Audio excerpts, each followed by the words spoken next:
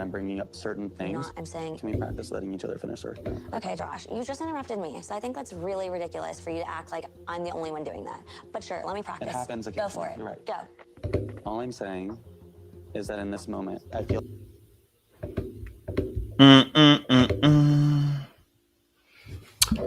Hey guys, welcome to Little Black Benite One. Sorry guys, I honestly I was asleep. I ain't gonna lie to you. Y'all know when I get into that coma and sometimes I fall asleep, that's it, it's finisher. And I was asleep. I ain't gonna lie to you. I was in a dream world. And let me just say this now. I don't even remember the dream, but it felt good. Okay. But since we're talking about dreams, look, I have to honestly tell you the truth. Some of the dreams of some of these couples, it seems like they're going to wash as well. Let me be honest with you and real with you, because can I be real? I want to be very honest with you, okay? What the heck is happening with Josh and Jalen? I'm sorry, I have to tell you the truth. I feel some type of way, okay? Now, my thing is this, okay? Now, Josh has every right to want to talk to his ex. It's a lie. I'm sorry, you don't have every right, okay? Now, when you say that when you say you stopped talking to your ex and then you continue talking to your ex and you haven't canceled the communication with your ex, and I have to explain why you're not talking to your ex, I'm going to lie to you. It's downhill from here. It's downhill from here. I'm just gonna be honest with you. It's downhill from here.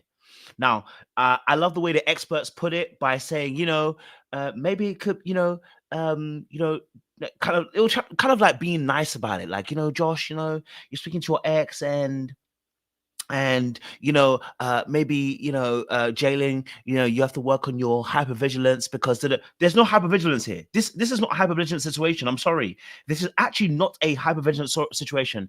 And maybe also too, maybe I've got then again, I've got my own attachment issues. Maybe it is some level of a hypervigilance. But let me just say this now. If you tell me you're still talking to your ex after you told me you deleted a message your ex, and then the expert's gonna tell me and say, well, you signed up for a marriage, not for a relationship. I'm sorry, bro. Like, you signed up for a marriage, exactly. So why are you still talking to your ex? Why are we still talking to your ex? Okay. And the issue in this exactly is the fact that he lied about it, absolutely. And so from my situation, my thing about this situation is, how is it that you in fact, I know why he did it still, right? He didn't want to let go of his community. He didn't want to let go of his support systems. But my thing is that it's manipulative. And now I have to look at you. I have to look at you some way. Can I be honest with you? I would start looking at you some way, because my experience tells me that people who do this kind of stuff are likely to do some other stuff in the future. So if you in the first 6 weeks are already lying about exes, more than likely you're about to lie about something else, because there was no pressure to do any of this stuff. None. There was none. Okay? There was no pressure. And so maybe someone might say, well, this is what marriage is. No, I'm sorry. I think because we don't know each other, we actually don't have the luxury of playing that game. We don't. Right? We don't know each other. We we don't have the history. We haven't, I haven't spoken to you in a little while. You know what I mean? Now, someone, yes, he did say he panic responded. Okay. I don't care. I'm gonna tell you why I don't care. Because I had to force it out of you, and we found out because you're friends. We didn't find out because you came out and said, I haven't done it yet, hold on a minute. Look, just give me a few days. I need to think about, I just need to just, Okay. So my thing is that you're about to do some more stuff like this. That's my thing. Yeah. So that thing for me there was concerning for me on a major level. And I needed the experts to make him understand how dangerous this act was. So it's not a case of, oh, like you just, you lied. It's not just a case of, oh yeah, you made a mistake. No, this ain't one of them ones there. This can lead to infidelity. So for me personally, I don't rock with these games. I don't rock with these games, especially because I've lived a certain lifestyle. In the past, I've been the guy that the girl would say he's just a friend. I've been the guy that the girl will say, listen, don't worry about him. You know what I'm saying to you? I've been the guy that has played those kind of games. So I know exactly some of the patterns of behavior and what it looks like. It starts off like this.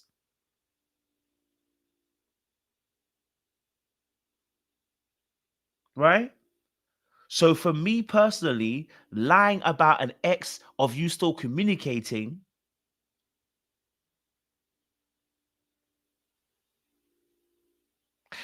so my thing, my biggest again, and I always say this as well about people who do this kind of stuff.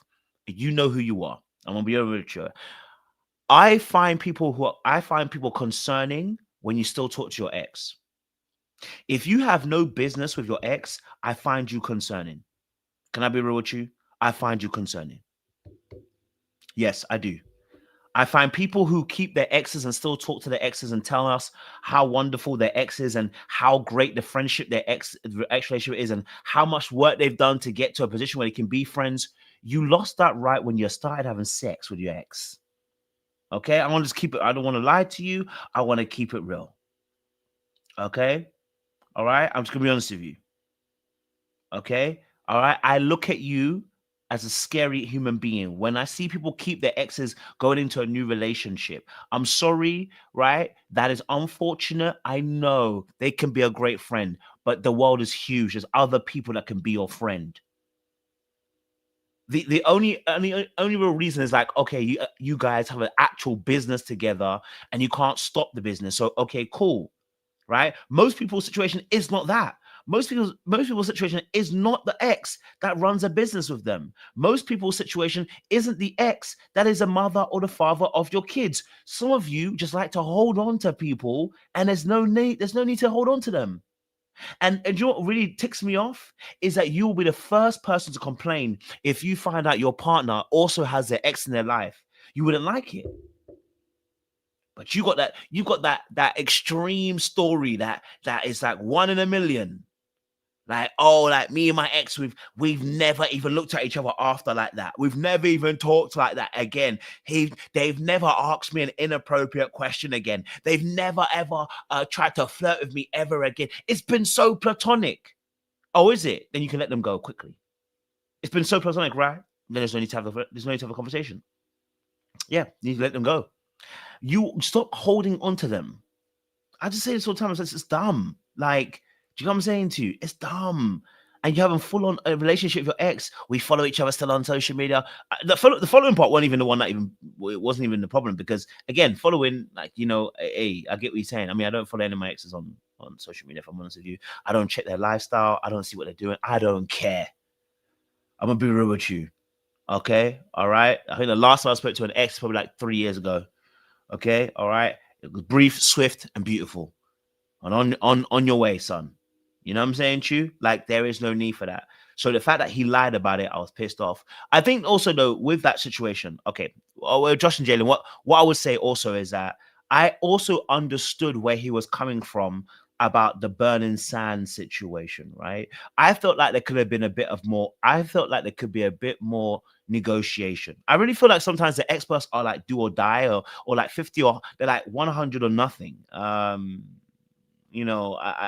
think I think there could have been some negotiation. Like, for instance, the Burning Man situation. I don't understand why the experts didn't say to him to say to Jalen. I see El said.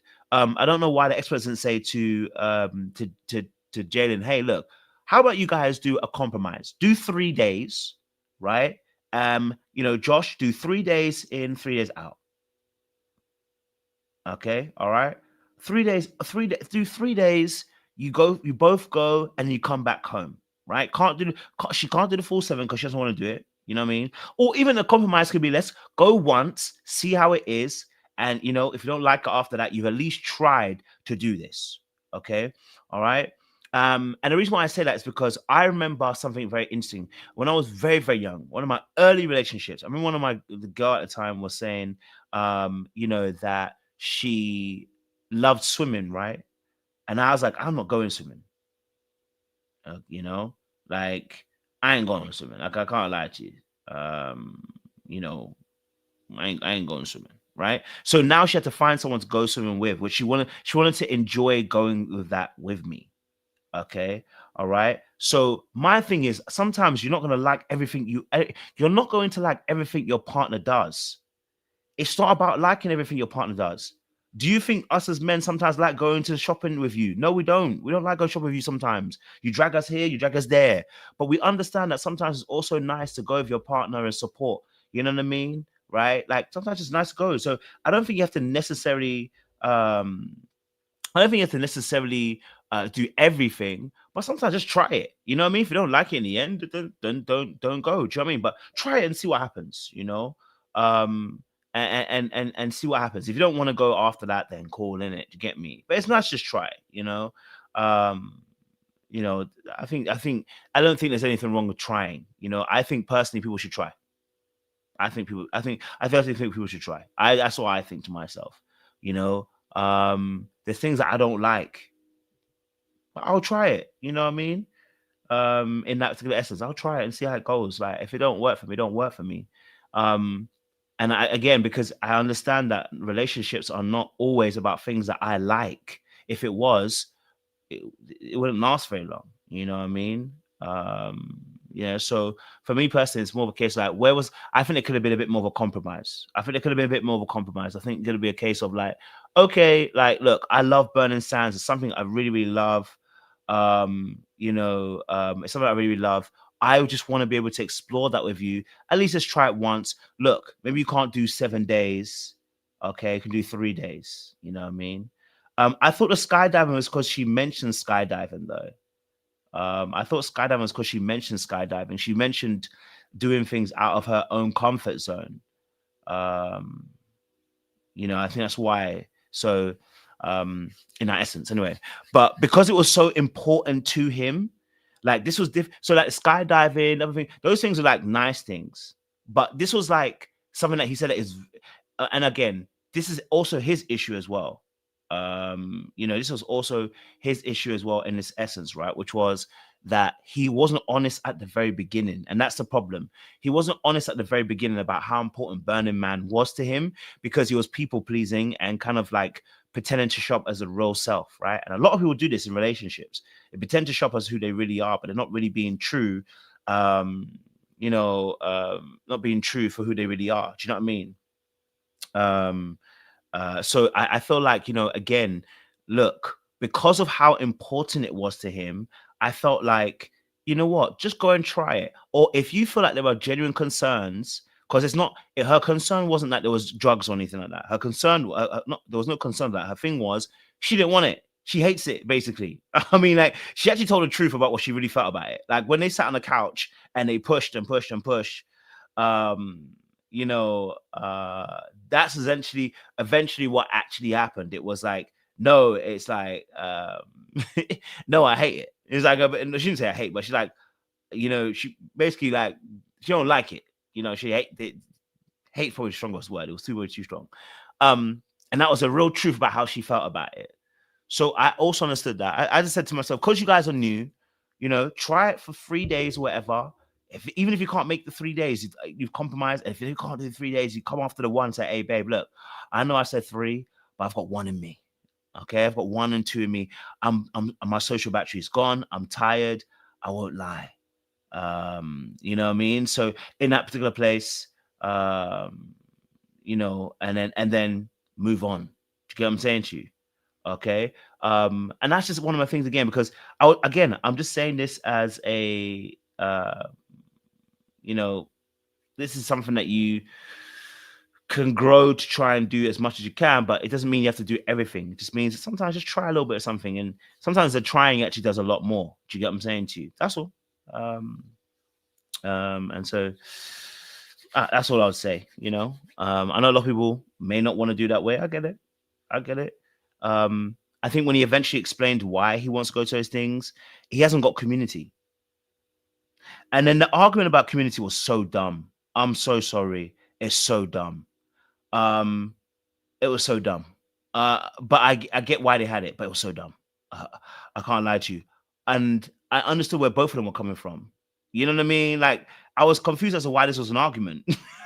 I was like, you're both saying like you all have different ways of having community. Like he can't understand because he's never had community.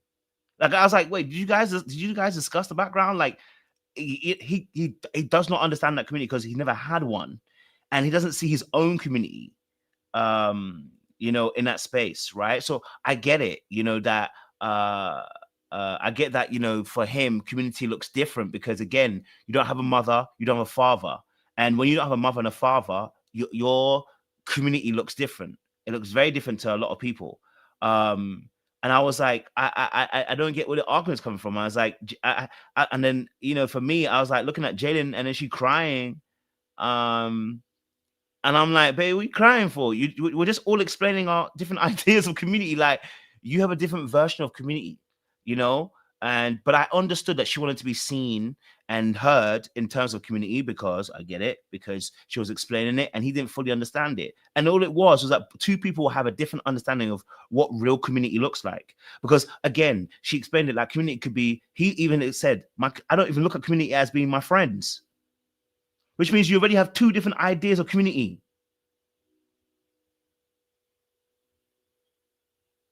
Yeah.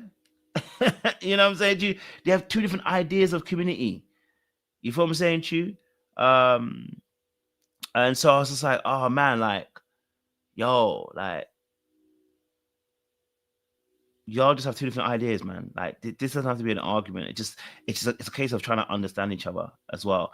And I think I really understand where Josh was coming from because he wants to. Someone said, how can his friends not be his friends? Very easy. Again, he doesn't see, again, people that have gone through an environment where they have no mom and no dad do not attach themselves easily to people. So the once a year makes absolute, this is why I said about people need to actually, and people need to actually understand because it's hard. And this is why I wanted experts to really understand. Like I really want the experts to really, they don't dig in deep for me and it's pissing me off.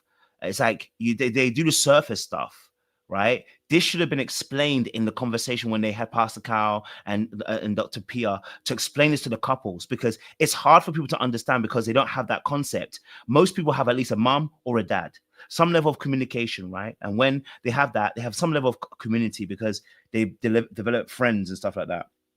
But when you have none of those things and you've always been on your own, right? And you've and your mom situation, your mom, you can't trust your mom, right? Which means betrayal is started from early.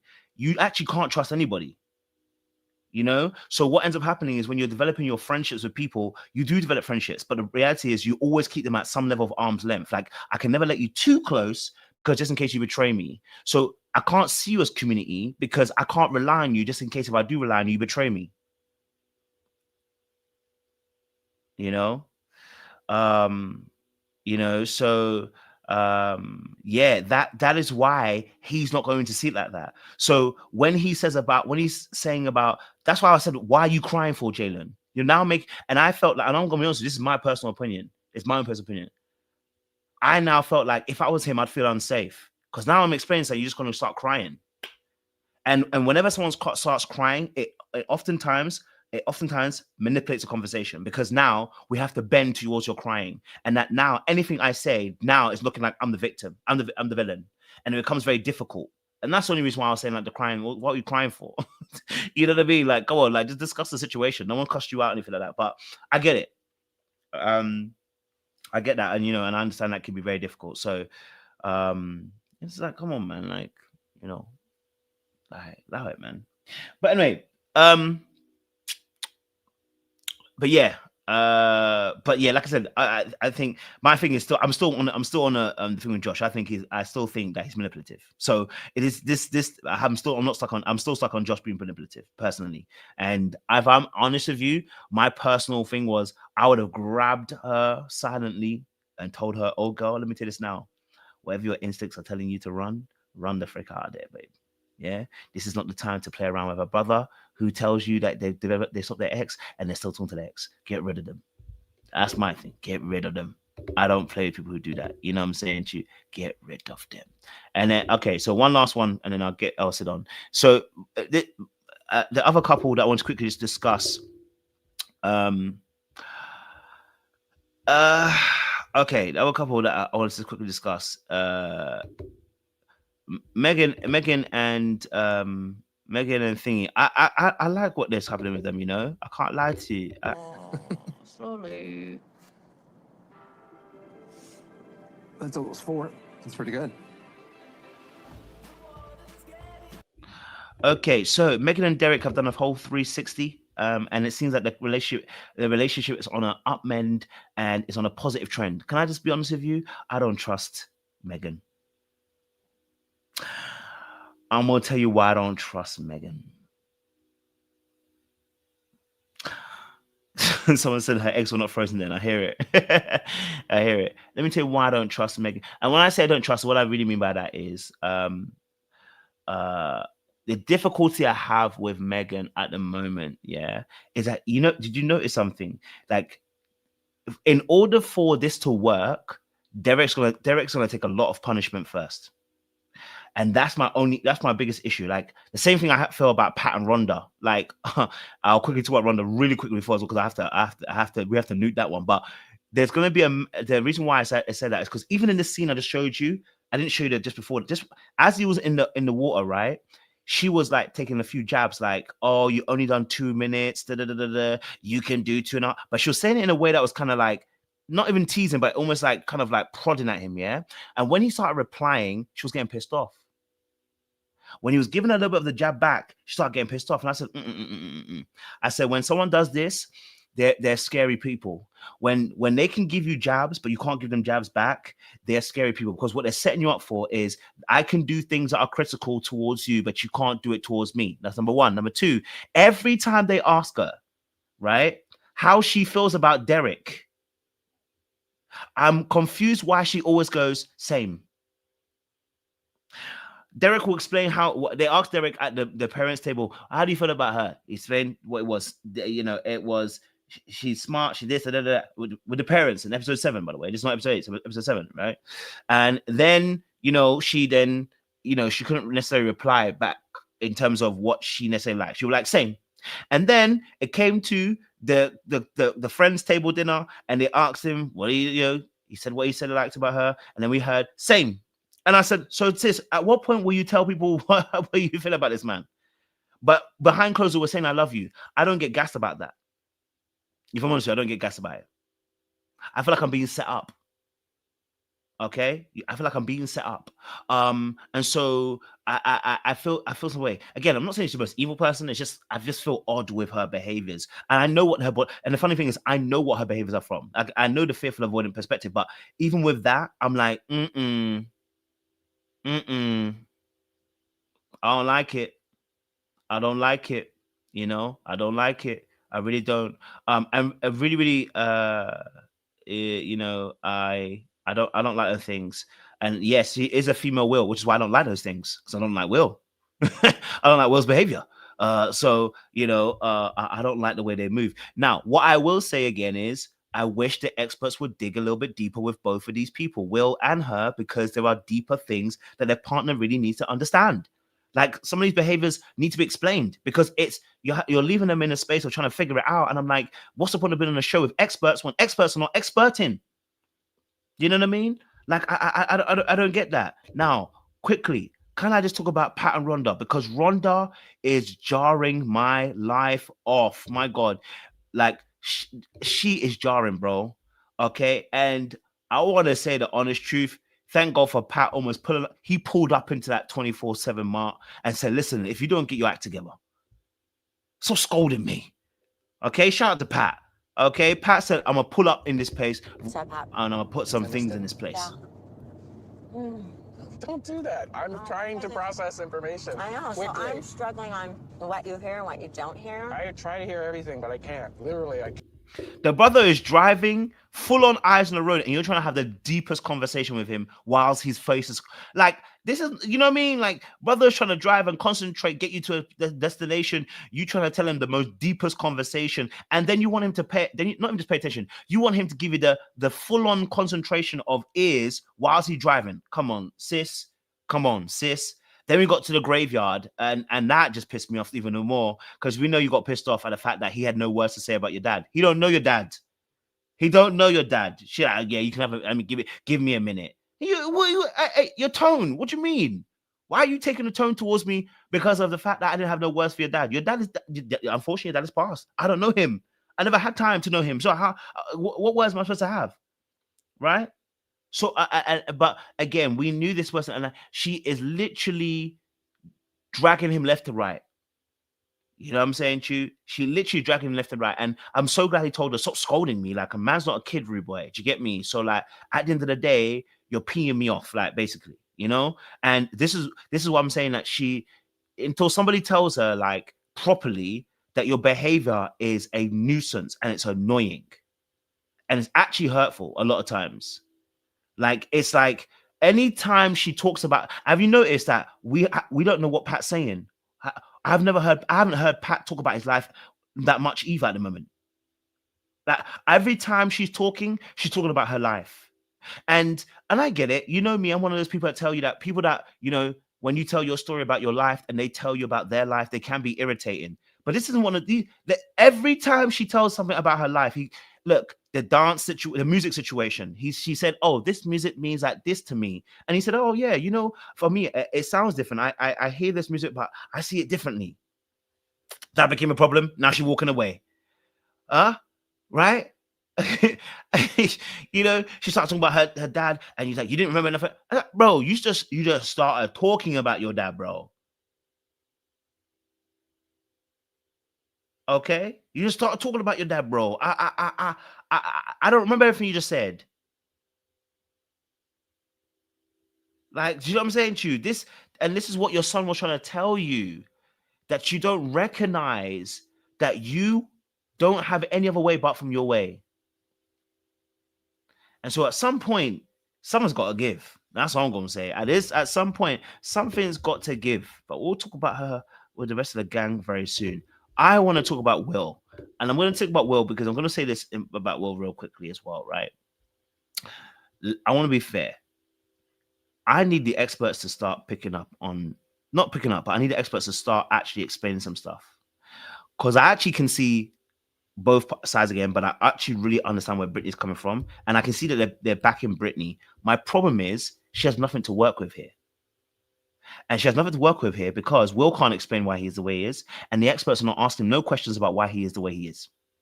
Okay, all we hear is that he's emotionless, and yet he uses other ways. What's his background? What do you think that communicates? It doesn't give her any security. It makes her uneasy. Why? Why do you think that would make someone? Because she thinks that I'm not sure. Are you? I can reiterate what I said just now. I want to be honest with you. That man might be gay. I'm sorry. I ain't gonna hide you. He might be, or he just doesn't like her. I mean, something's off, right? I get it. Some people are a bit more emotionless, yes. But I keep telling y'all, like, everything that he does seems very scripted. Like, he's very intellectualizing of everything. I'm just gonna be honest with you. I'm gonna keep it a buck and keep it real. I'm just gonna be honest with you and keep it a buck and keep it real. Okay, but the two of them are problematic because here's my thing: Brittney's a bulldozer, and this is why I want the experts to really get onto both of them. Brittney's a bulldozer. If I listen, don't get twisted. He's a passive aggressive communicator too, because why are you withholding information? Right? If I say, "What is there something wrong with me?" and you keep saying, "No, nothing's wrong with me, nothing's wrong with me, nothing wrong with me," and then you say it later on, of course there's something wrong with me. Now here's my thing too: don't be asking me 3 or 4 times, and when I tell you, get vexed about what I told you. Don't do that. You've asked me 3 or 4 times, Brittney, and now I'm telling you on the 4th time, you know what? You are a little bit annoying. Now you vex. Why are you vexed for? You asked me 3 or 4 times to get an answer. You should be relieved. Oh, because you don't want the truth either. So now you're proving my hypothesis right, even though his hypothesis is wrong. You're proving my hypothesis right, that you can't take when I say something that you don't like. Now you're proving it to be right, even though he's wrong, because he can, but he's not telling her at the very beginning. Okay, right? You saying you want him to trust you, but I keep telling people that when people say they want people to trust them, but when they ask questions, fill the silent spaces up and don't know how to shut up. I keep telling y'all to shut up. Pat I mean, Rhonda does the exact same thing. Y'all don't know how to shut up. Both men and women, you don't know how to shut up.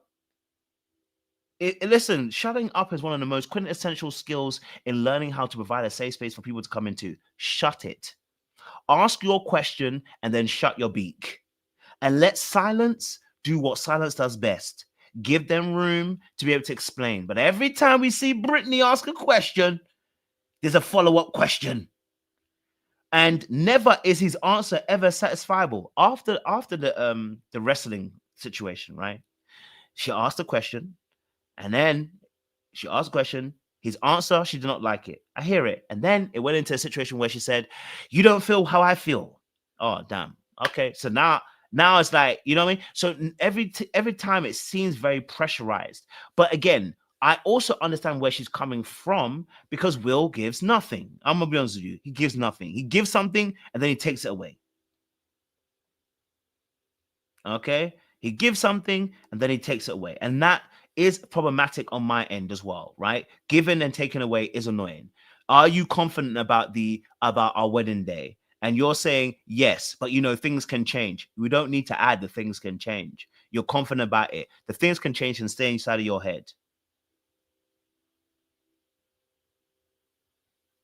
You know what I mean? So these are two people that I find a little bit jarring and annoying, but we don't know enough of the background of Will to really get an understanding of where this guy's coming from. And I wish we had a bit more information because it really would give us a better insight to how things are really popping between the two of them. And it would be so much easier and nicer to understand it. And we would have such a better understanding of where he's coming from. And I didn't like the fact that the girls, and this again, I didn't like it. The girls getting onto Will on the table pissed me right off. And because why I say that is because it doesn't help people when you kind of pile on them, because they're already not opening up. And now you've got 3 women jumping on him. I wish one of the guys or even one of the girls would have said, "Listen, hey, look, wait, hold a minute. Let's try to understand where you're coming from." Because now it just looks like my business is out there and now everyone's on my neck. They don't fully understand me. If they don't understand me, if you don't understand me and now they don't understand me, it's like no one really understands him. Who's going to understand him? I wish Chad would have spoken up and said, "Hey, but hold on a minute." But Will does talk and da da da da. You know what I'm saying, Chu? And I wish that would have been a case as well. Do you know what I mean? Just to kind of make it a bit more balanced in that space. It's like that would have been a bit of a nicer thing. But again, like I said, I got it, and I understood they were trying to help. So it's not that situation. Do you feel me? Yeah, and as far as that, and my last point, Chad and Belinda. I won't talk too long about Chad and Belinda because I actually kind of like Chad and Belinda so far. Of course, next week's previews seem to be bad, but I think the last 3 episodes have been very, very good. I've watched them, and they've seemed to be more connected, and they seem to be more together. I love the fact that they, sometimes we see them cooking, we see them, just kind of chilling and vibes in, it feels like they're getting closer, and so I like Chad and Belinda. Again, like I said, obviously next week's previews are not too good, but based on the last 3 episodes that I watched, I appreciated their connection. I appreciated what vibes they were bringing as well, and so yeah, man, it's good. I don't have too much to say about them. Do you get what I'm saying? On these last 3 episodes, I don't have too much in this space. He adores her. He cares about her. He loves that woman. He has kind words to say. So she's changing her name for him as well, bro. Even though she said it was tedious and he respected that, I said, no, like they seem to be in a good space right now. You know what I mean? Of course, if I don't think about next week's episodes, cool in it, but. Yeah. Anyway, let me get some people them on to discuss the issue as well. Okay. As well. And we're going to discuss it up and break it down. Okay. All right. Cool. I know Precious will be joining us soon. It's a bit late. Okay. Fair enough. I don't know how we're gonna do that, but I'll have to somehow sort that out. Okay. Cool. Let's have a look.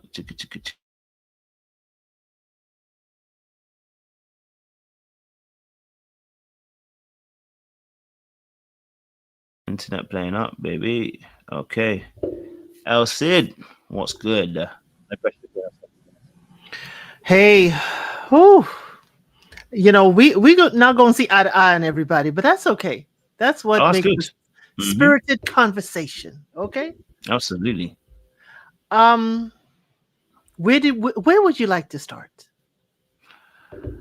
I mean, let's start with obviously the Josh Jalen situation is obviously the most prevalent one. I think over the last 3 episodes, the difference and the change has been astronomical. So let's start there. If I was Jalen, I would go home. I'm sorry. Or maybe she don't want to leave, you know, with her mama. But without her mama. But Josh showed me totally who he is. It's his way or the highway. His way or he gonna flip out. And that's my problem. She's asking you to do something. It may not be simple. It may not be something you can do. Maybe he cannot write on the fly. Maybe he cannot put his emotions, you know, writing it down like that. But it's the way, because I am sure if Jalen flipped like that about skydiving, that he would not have the same understanding response. If she just said, this is silly, I am not doing it, and went back to the car, what would Josh do? How would Josh behave? He would be having a fit. He would be having the, don't you roll your eyes on me. Don't you walk away from me. The whole thing is, this need not continue. I'm sorry. Based on what we see in, this need not continue.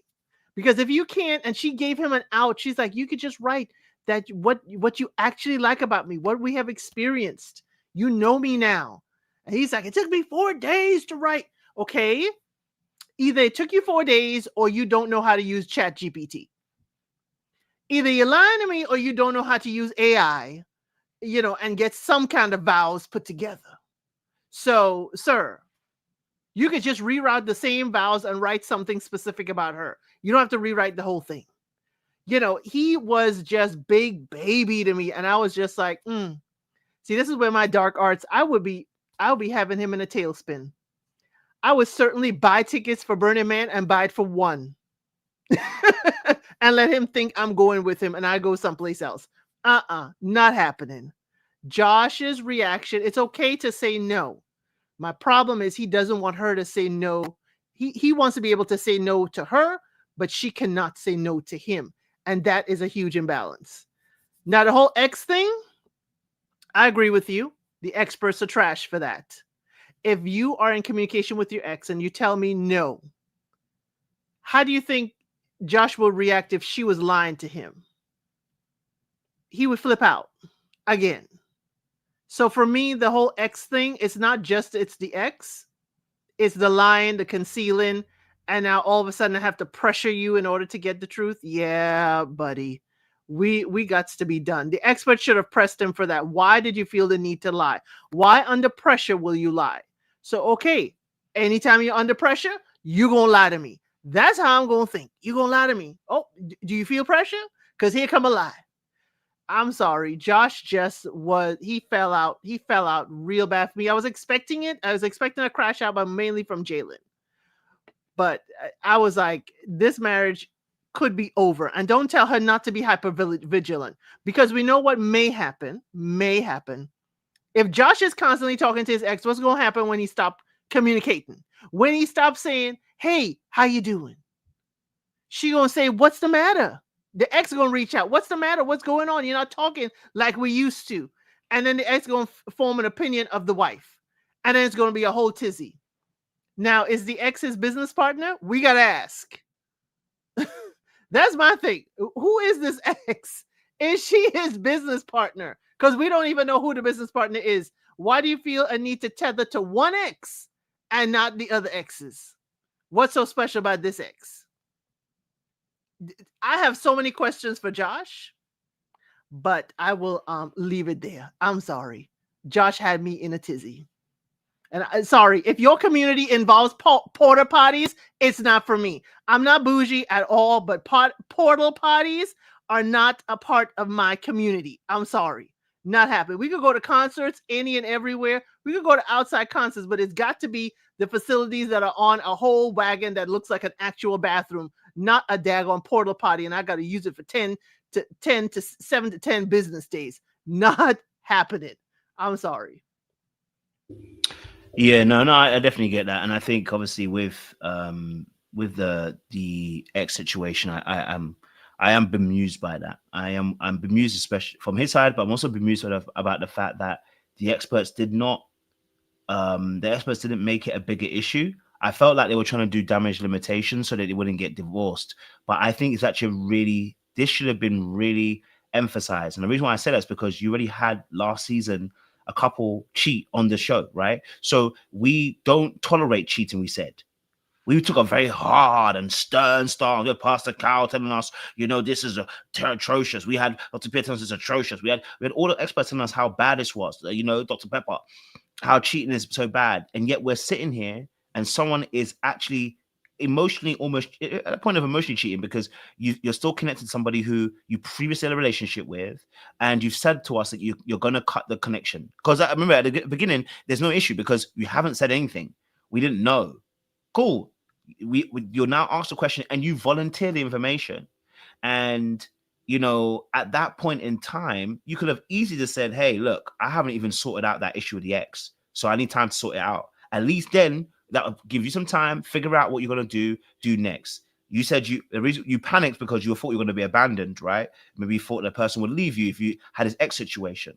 And the reality of the situation is, whenever I see people who keep exes around, I always feel like they're backing up just in case. It's like, if anything happens, I have an emotional support to go to. And actually, this is why it becomes emotional cheating, is because whenever something happens in your relationship, they have someone to go back to. They might not discuss every single thing that happens in your relationship, but they have someone now where, because in relationship, what ends up happening is when you argue with your partner, right, you feel sometimes a little bit alone in that moment, and you've got to go and process the information by yourself. Okay. And then what people don't want to do is process the information by themselves, because then they start getting scared, start getting fearful, they start getting, oh my God, what's going to happen? And so what ends up happening is you run back to an ex who can then give you that kind of emotional security. It's like, it's not necessarily you're going to actually go with them, but it's almost as if like, you know what, just in case anything does happen, I always have my fallback plan. Do you get me? And so when people do that, and both men and women are guilty of doing this kind of behaviors, but whenever I start seeing that, I start asking myself, well, this is a very dangerous thing to do, because it actually means that you're not fully actually involved in this relationship. Your fullness is not in it, because it's still part of you outside of it. And so that's why I would say this should have been they should have gone harder on this situation and made him absolutely clear that any more incidents like this, I would be advising her before the marriage, she should go. And I honestly would. I would advise somebody, because it's trial. Because this is a marriage, yes, but it's also something that you don't know. You haven't had the history of other people to be like, okay, well, you can work through it. Nah, you don't know who the hell this person is, and they're already lying to you. You know what I mean? So yeah, things like that. I'm like, I can't.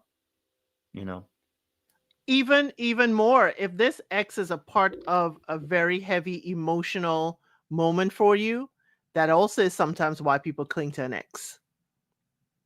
If unfortunately, if a parent has passed away, or some pivotal moment, was that ex around when Josh found out who his dad was? Was the ex there? It was the ex's girlfriend at the time that he went to meet his dad. There's a whole bunch of emotional intertwining sometimes why people hold on to a particular ex than another ex. That to me is when I do see people who are in that space, is because if it's one ex and not all the exes that they keep in touch with, or all the exes have access to them, I think it's because they were there at some pivotal point in their life. And as you said, it was the comfort. It was the comfortable landing.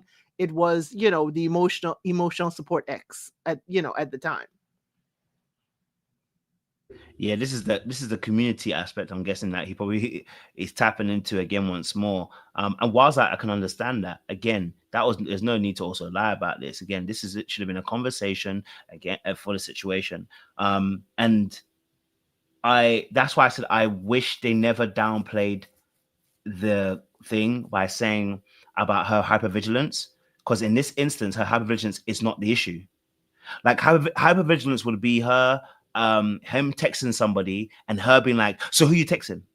That would be her hypervigilance playing a role, because then she's like, she has no clue who this person is, and she just assumes that maybe something's going on immediately because it could be texting another woman, right? Then that would be hypervigilance. But in this instance, we know who the person is, we know who that person is to him, and we know he lied.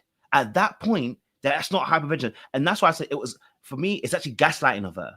It's gaslighting her in the sense of saying, you don't need to be worried about this. No, you need to be worried about this. You know what I mean? You need to be worried about this because your person's actually lied about it. So it's not hypervigilance at this point.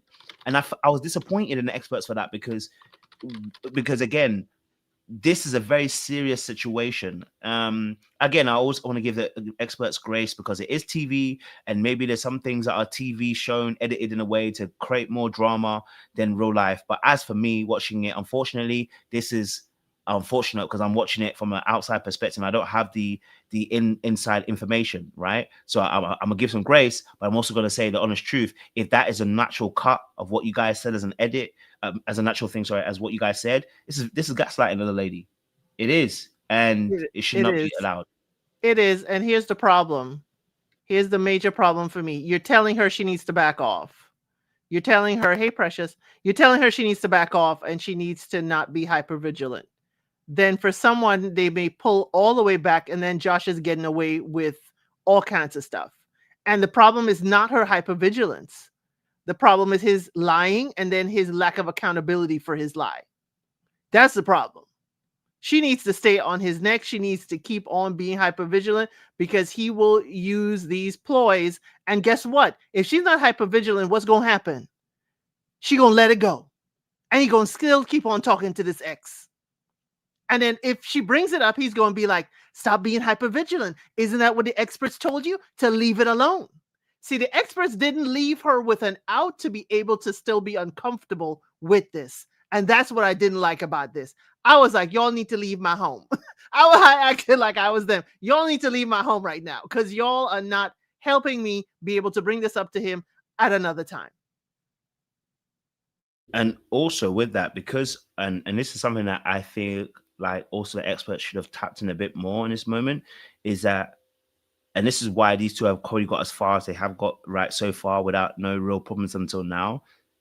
They both don't tell the truth. So even in this moment, when they're talking about Jalen's situation, Jalen is still half telling the truth about how she feels. So it's like when they told her let's hypervigilance, and moved on, it's like she hasn't moved on. Like she hasn't even got out the fullness of how she felt about the situation. She hasn't even really fully extended how this has impacted her, knowing that, again, as we keep saying, that yes, her father cheated, but also she has gone through cheating herself. So this is like a double whammy. So for her to come out and be like, I do trust him. I wanted to say the B word. B, you don't trust him. Okay. Like, you don't trust that man. Like, stop telling me you trust him when you know you're looking at that man and going, I've already started calculating how to get out of here. Like, let's be honest, that's what you really thought. And so it's like, I was looking at going in the sense of the experts didn't help her to also give her the space to really unpack that and really be able to release how she really felt about the situation with Jalen. Situation with Josh.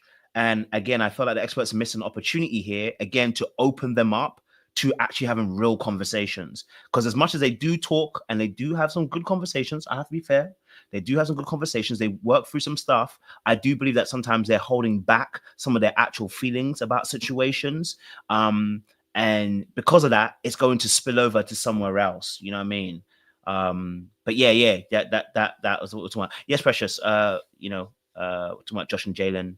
And we're talking about specifically the lying about the ex situation. What is your thoughts? Ooh, my bad. Yeah, I think it just shows his lack of boundaries. And I think as a result, he reacts to like people who give unnecessary information unprovoked, especially if it's a lie, is showing that kind of lack of boundaries, wanting to people please. And I think for him, it was very much like, how do I explain it? I agree with what you said before about him being manipulative, because even if you go back to the Burning Man situation, I want to go back to that a little bit. I don't understand why that argument spanned over 2 episodes. She doesn't want to go to spend a week in the desert, slumming it on the ground, listening to EDM, and then burning a effigy or whatever they call it. That is kind of cultish but cool. She doesn't want to do that. She doesn't want to do that. Why are we going around in circles about this? And I think that applies to the situation about the ex. It's like if it doesn't happen in the way that he envisions it, the whole thing kind of has to go out the window. It's kind of almost like his entire approach to this a little bit is if it doesn't happen, if it isn't the way I envision it, that I have to throw the baby out with the bathwater. Because you don't you if for example there is a legitimate reason why you feel the need to continue following and speaking with your ex, then explain that reason and then stand behind your decision and what the fallout let the fallout be what it's going to be. But instead, you appease the situation, and now what's happened is because you've lied about something you didn't have to lie about, you've caused this other person now to question, okay, well, what else are you lying about then? Because it wasn't like I directly said to you, hey, have you unfollowed her yet? You supplied that information. So I think he's either in business with the ex, or there's an element of he has connected safety and community to the ex. And maybe that ex is somebody he goes to Burning Man with. Maybe he's hoping that if Jalen goes to Burning Man, she can meet the whole team, she can be comfortable with him following the ex and all that stuff. I don't know. But it's just if this person is really important to you, then say why. And if you can't say why, then there's a conversation to be had there. And I think the experts did a disservice to Jalen because she got railroaded in that conversation. She really got railroaded in that conversation. And I was just sitting there thinking, what are we doing? Josh is acting crazy right now. He's acting crazy. And I think Jalen, I don't know if it's because she's on TV and she's concerned about how it's gonna look like, but if it was me, I would have been like, what are we doing? Like it's almost like a mother and a child dynamic happening a little bit. So I don't know. I think it's a lot going on. There's a lot going on with Josh, and um, I don't know how they're gonna maneuver around it because he's very much is quite manipulative in how he twists and turns the situation. Even when he tried to compare the Burning Man festival to going to spin class, and it's like that's a typical people pleaser thing because he's like, well, I went to your spin class, why can't you come to Burning Man? Yeah, but no, but the reality is, if you didn't want to go, you could have just said you didn't want to go. It's not a tit for tat. Just because you do something for people doesn't mean they have to then do it for you. That's just the reality of the world.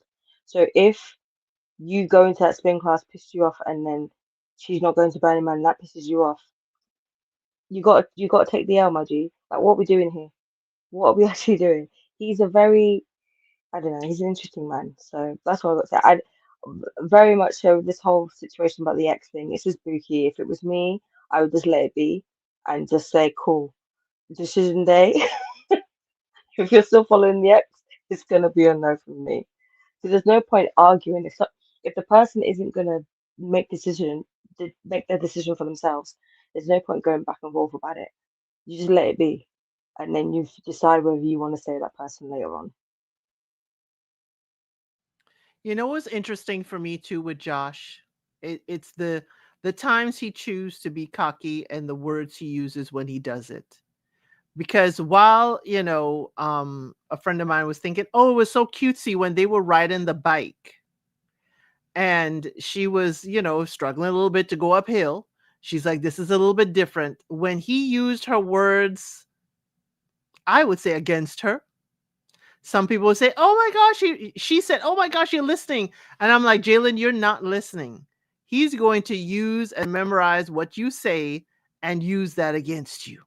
He's filing it away. He may not have his own words to write down for vows, but he will remember your words and use it to you to get you to, again, cycle uphill. He couldn't be like, okay, like, let's keep on cycling, honey. There's an overlook here. I know I know it's pressuring you. It's basically, we need to go where I want us to go. I was clocking that, paying attention to that, because I'm like, why did you have to use her spin class words to her? Some people find it enduring, but maybe I'm overthinking. I mean, I can imagine him being passive aggressive. He comes off as somebody that is passive aggressive, that if he feels like you've hurt him in some way, or you've disrespected him in some way, or you've called something, I can imagine him being quite passive aggressive about it. So I think, I don't know, I feel like the way he's behaving, I would have been given the real side eye, because from when I've said to you, I don't want to go to Running Man, and you're like, yeah, but why don't you try it just once? Excuse me? No is no. What we doing here? So yeah, I think he can be a bit passive aggressive. Okay, Burning Man is 7 to 10 days. How about you try a spa day for 7 to 10 days? How about we even it up? Yeah. But Or and class. so this is what I'm going to disagree with you guys. I'm going to disagree with you. I think if she suggested 7 to 10 days in a spa, or something that she wanted to do, spin class for 7 days, he'd have done it. And I think that's the point. Like, I'm gonna say it again. I think he would have done it. I think he's passive aggressive, irrespective, and I think he can be manipulative. But I'm taking that out of it, just in regards to this particular subject in terms of the Burning Man. I honestly think she could have done 3 days and tried it and left it. For it to be that important to somebody, and they love it that much, to just experience it, at least you don't even do the whole thing. You could have compromised and done 3 days. You could even have done a day and say, hey, I'm going to do a day and see how it goes. I can't do this whole 7 days because that's not for me. But I think you can be open enough to be able to try something with someone when you see that it's so important to that particular person. And yes, it may be the comparison between a 7-day thing and a 45-minute spin class situation. But if I don't like spin class either, right, and I don't want to go, I don't have to go. You're right. Absolutely. But the reason why we go is because sometimes we do things because actually we understand how important it is to you. And sometimes there are things that we should, I believe there are some times where we should try something. You're brand new. Like this is not something that you've done before with this particular person. So what I'm saying to you? What has he tried that she wanted to do? He didn't do the vows. What has he tried? Well, the vows actually wasn't the thing that she wanted to do. The vows was actually what both of them were supposed to do for the task. But I'm saying in terms of obviously like the spin class aspect. No, also has a point, because when you look at the history of them, every single time it's him pushing her out of her boundaries. Whether it's diving from the yacht, skydiving. This girl went skydiving. What are we talking about? She went skydiving. My thing is, cool. She did what do you mean what she wanted?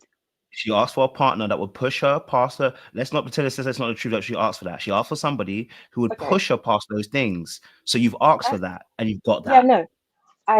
Cool, that's great. However, if you then ask for someone who pushes you past the boundaries, that's fine. That does not mean that you cannot then hold boundaries on certain things. My thing is that she could have come to a compromise. But I also think, looking at how Josh behaves, I feel like whatever compromise she would have come with, he would have been unhappy with. If she had gone for 3 days, he would have been upset. Oh, you only went for 3 days. You didn't even try it for full. Like, it's clearly not important to you. No matter what compromise she would have come with, he would have been upset. You also have to remember that this is it's a big thing. Not only is it physically demanding, it's psychologically demanding. It's also really expensive. To go to Burning Man, it's minimum $1,000. minimum. So I just think that yes, it's important to do. It's important to find things that you can do together. You can compromise. I understand it. But up until this point, he hasn't had to compromise on anything apart from a spin class. So I think Jalen got. I think actually she probably in another scenario maybe would have gone. She maybe would have come up with a compromise. But I think she got to a point where she's like, I'm doing all of these things, and you've come to one spin class, and now you're trying to throw that back in my face so I can come to Burning Man. That's exactly what's happening. So I think she's gotten to that point where she's just fed up. That's not to say that there can't be a compromise. That you can't go to, Burning Man 3 days. And I agree. I think you can find a compromise. But I also feel like up until this point, he hasn't been compromising. He's been pushing her, pushing her, pushing her. He goes to one spin class and now wants her to go to Burning Man. It doesn't seem like a fair trade there. It doesn't even seem equitable. Well, if we're going to use that, you want somebody to push you outside your boundaries, we better use the same premise for Will and Brittney. And it's not going to work there. What, did the person ask for that? She said they asked her, would she like to have someone that is more experienced? And she said, yes, that's her preference. Again, it's not going to work there in their dynamic. Mm-hmm. So I understand. I mean, we'd have to hold the same line. We have to hold the same line. Right. Then it's not going to work there. But I'm saying it's Mm-hmm. an imbalance. I'm not saying you can't, compromise. But hey, what I'm saying is that you want your partner to do certain things. That's fine. But if this is a 7 to 10 day camping out in the desert wilderness, maybe you start small. Maybe you start with a local music festival that's 1 or 2 days. Maybe you start with, and you gradually get there. You do not start running a whole marathon. Some people, run a 5K, they run a few, they do half marathons, and then they get. Burning Man is a full-fledged marathon in the desert. For someone that is not the person who she is, say, hey, honey, let's take Burning Man off the table. I'd like us to get there. Let's do a festival or two that's local to Texas, and let's see how we do there and work from there. He's not compromising. It is Burning Man or burn it all for him. And that's my issue with him. And it's like, dude, now you're crying over Burning Man. But I do understand he didn't do team sports. He was always out there on his own. I understand where he's coming from, why his community. But as you said, Kojo, the experts didn't even ask him, what is community? What is his definition? They didn't even ask that. So we're not even on the same book, page, chapter, or verse. Yeah, no, I mean, listen, hey, you're right. Maybe 7 days is a bit of a heavy one. Do you know what I mean? And like I said, I think he did himself a disservice by not saying he actually found this to be a very important aspect of his life, right? Like it's a huge thing for him. I think that he did himself a disservice because it set him up for a fail. But, so not even saying, but, so I agree that aspect.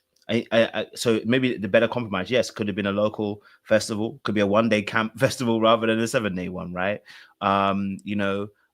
In that essence, like I said, but I think there can be a better compromise, right? Either person going to come up with this better compromise, in this instance. I think again, we're almost kind of using the events of like doing the jungle and doing that kind of things and forgetting that like she already asked for someone to push out those boundaries, so we can't hold that against him. You asked for that. You know what I'm saying? True, that's not a thing that he just suddenly threw it on you and you're just throwing yourself into it. You wanted to do more of those things. So you wanted somebody who could push you in those particular areas. You know what I'm saying to you? So I'm just saying that I can understand where he's coming from in terms of wanting someone to join you in those things. Like obviously when I do those things myself, I don't expect people to come along with me, but then that's my own expectation because I have a lower expectation of people doing things that I like. That's just the honest truth. It's a sad truth, but that's the honest truth. I have a very low expectation of people actually wanting to join the things that I actually personally like. I'm learning to change that now though, because I think that's also not doing it, does people a disservice as well, right? Because if, for instance, if let's say, for instance, I like Amapiano and you don't necessarily like Amapiano, okay, I can go on my own. I've done that many times. I don't need you to go with me. But you know, it'd be nice if I asked you to go. Like, hey, I'd want you to be there. Do you know what I mean? It'd be nice if you can go along, because again, I'm asking you to participate with me in a situation, and I can compromise in that aspect. Do you know what I'm saying to you? Now, when I can't compromise, I'm going to tell you this now. I'm going by myself because I know I want to go to the very end, and I'm not going to start end early, right? So when I'm in that space, I know I might have to go by my own. If I know that I can compromise and say, okay, you know what, I can do 2-3 hours max, or I can say, you know what, we can even go late, and I'll be okay with this situation. Then cool, isn't it? That's where I would say, like, all right, look, I want you to come along. I know that you don't do this necessarily, this situation. I can do 2-3 hours, we'll be out. So I'm saying that I don't expect people to do everything that I like to do. You know what I'm saying to you? It's like, it's like, and that's why I said earlier on, it's like when ladies want to go shopping, most of us Negroes do not want to go with you. And You don't drag come us with along. me. Don't come with me. I'm not saying Don't even go shopping. Who wants to go shopping? Who has well, time some for of you that? don't. Yeah, clearly. Buy your stuff online, people. Ain't nobody got time for Back in-person in shopping. okay, well, back in the day, because clearly we don't do that anymore. We're online. You know what I'm saying to you? All right. But sometimes like you do stuff and it's like we don't necessarily want to do it, bro. But you'll do it because you've been asked and you care about your person, that you're willing to be also join them in something that may not necessarily be your liking in that particular aspect. And people say obviously if you don't want to go shopping, don't go. But this is why I'm saying about there are compromises that we make with people. There are some things that we don't actually like. It's just it's part of life. There are things you don't like, and there are things that you don't want to necessarily do. And I'm not saying that everything you have to go to. I'm saying to you, pick your battles wisely. Do you know what I'm saying to you? So if he's saying this is a massive thing to him, you're right. Maybe 7 days might be a massive thing because it's cut off. You can't quit. Apparently, you can't quit or whatever. I mean, they say that you can't quit. Nigga, I'm gonna quit if I'm gonna quit. But I hear what you're saying. You can't necessarily quit, right? So then this is a different type of environment. So okay, cool. Compromise could be let's go to, you know what, I can't do a 7-day festival, but you know what, let's do a festival, like you said, let's do a festival, a music festival that's come up this year or something like that. And I think that is a sensible take. I don't think that is too far-fetched. I would work with that as well. I would agree with those solutions that the ladies gave as well in regards to that in that aspect. Someone said Josh should go with his new community, his dad and father-in-law and other guys on the show. I mean, you can do as well.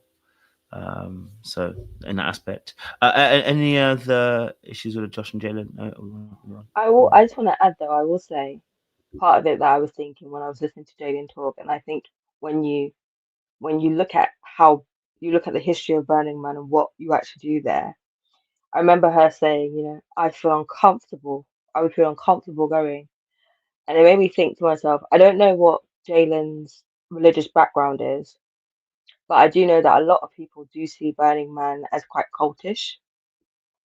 So there's a good chance that maybe in her mind, she's actually like, oh, I genuinely do not want to go to something like Burning Man because whatever is happening over there is very weird and it's very like, uh. So that's that other aspect of that too, of like, it might not just be, oh, I don't want to be in the desert for 10 days, no like proper shower. It's basically like Glastonbury, but like dry desert. And or it's like it could be another part of like, oh, I've heard some of the things that happened at Burning Man and it makes me feel very uncomfortable.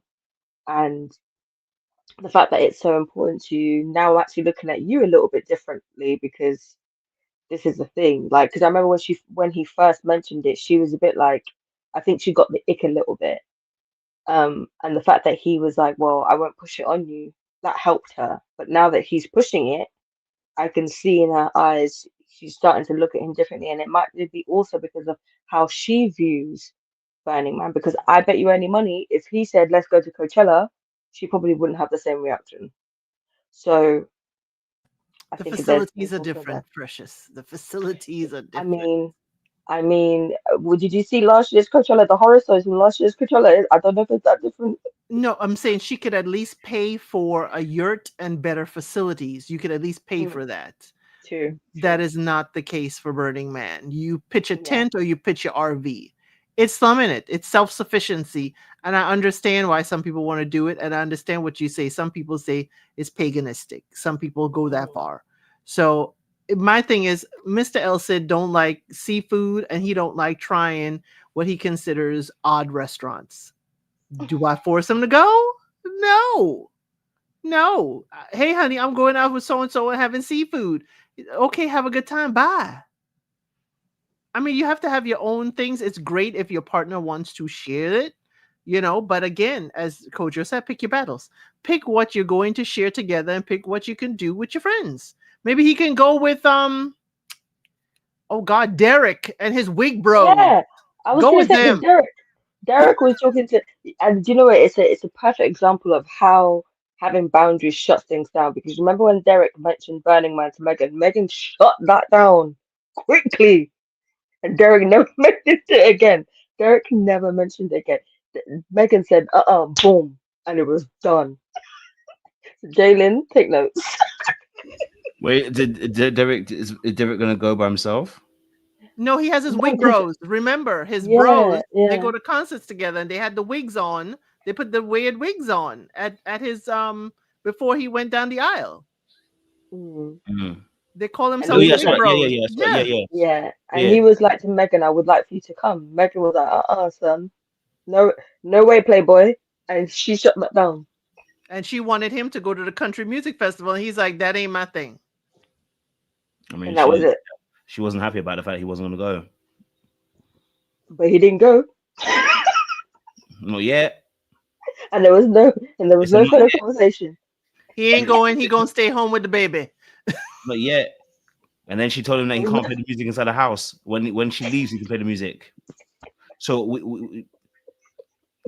Josh and her got the same issues. They kind of control it when it comes to this thing. But no, yeah, 100%. no, definitely here on that. I can't lie though. It depends on what kind of music he's playing. I can't lie, because I don't like EDM personally, you know what I mean? But again, like I said, I also understand everyone's got to do, I guess, a little bit of compromise, you know what I mean? So but yeah, no, I definitely hear you. But I will give some brownie points to both Josh and Jalen, because they actually did come to eventually that end conclusion, right? Which was they had to develop something that would cause him to have also his freedom outside of the Burning Man. They did actually come to that conclusion. So I do want to give them that credence as well. Like that applause as well in that space, because they did come to that end of note where they spoke about it.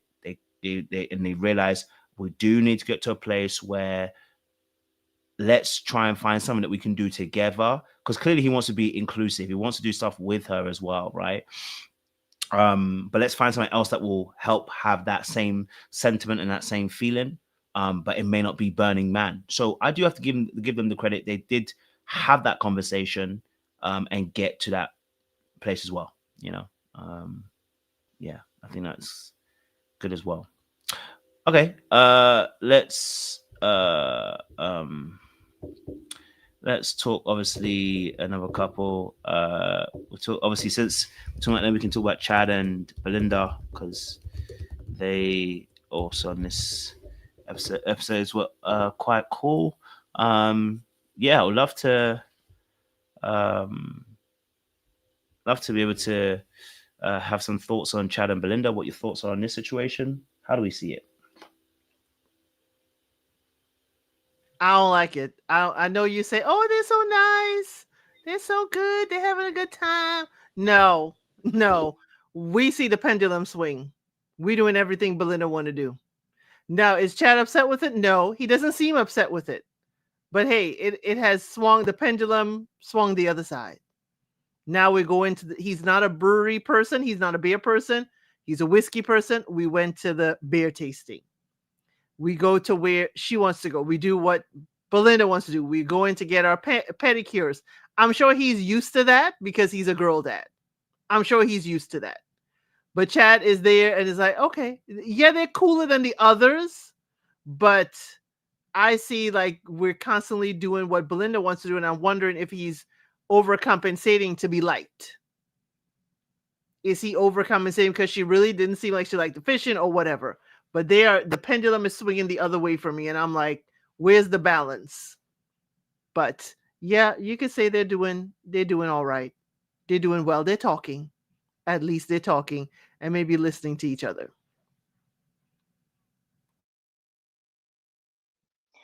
Yeah, I don't.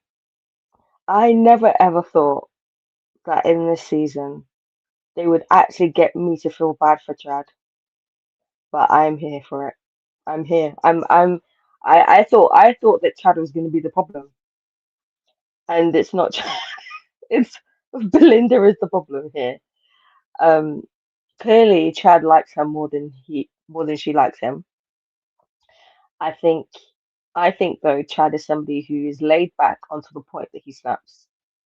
And I think that's what's going to happen with them too. I think he's letting it slide, letting it slide, letting it slide, and it's going to get to a point that she's going to do something, and then it's going to snap. And that's probably what's happened in his past relationships as well, as to why he's gone through a whole other three marriages.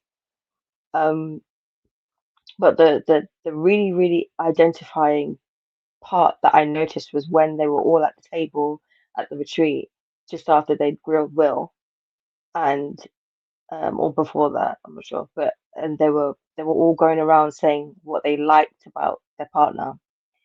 And Chad, who, you know, I can imagine he's not the most poetic man, came out with some really sweet, very nice, loving things to say. Actually, very profound things to say, more profound than any of the men on that table. And I don't know if it was the editing, but Belinda said nothing about what she liked about him. And in the entire time that these two have been together, Belinda hasn't said nary a poetic word about this man, not even close. And I'm at that point where I'm a bit confused as to what Belinda sees as romantic, because this man came home with a bouquet of roses, and you ask him why the roses, what's the occasion? Belinda, are you okay?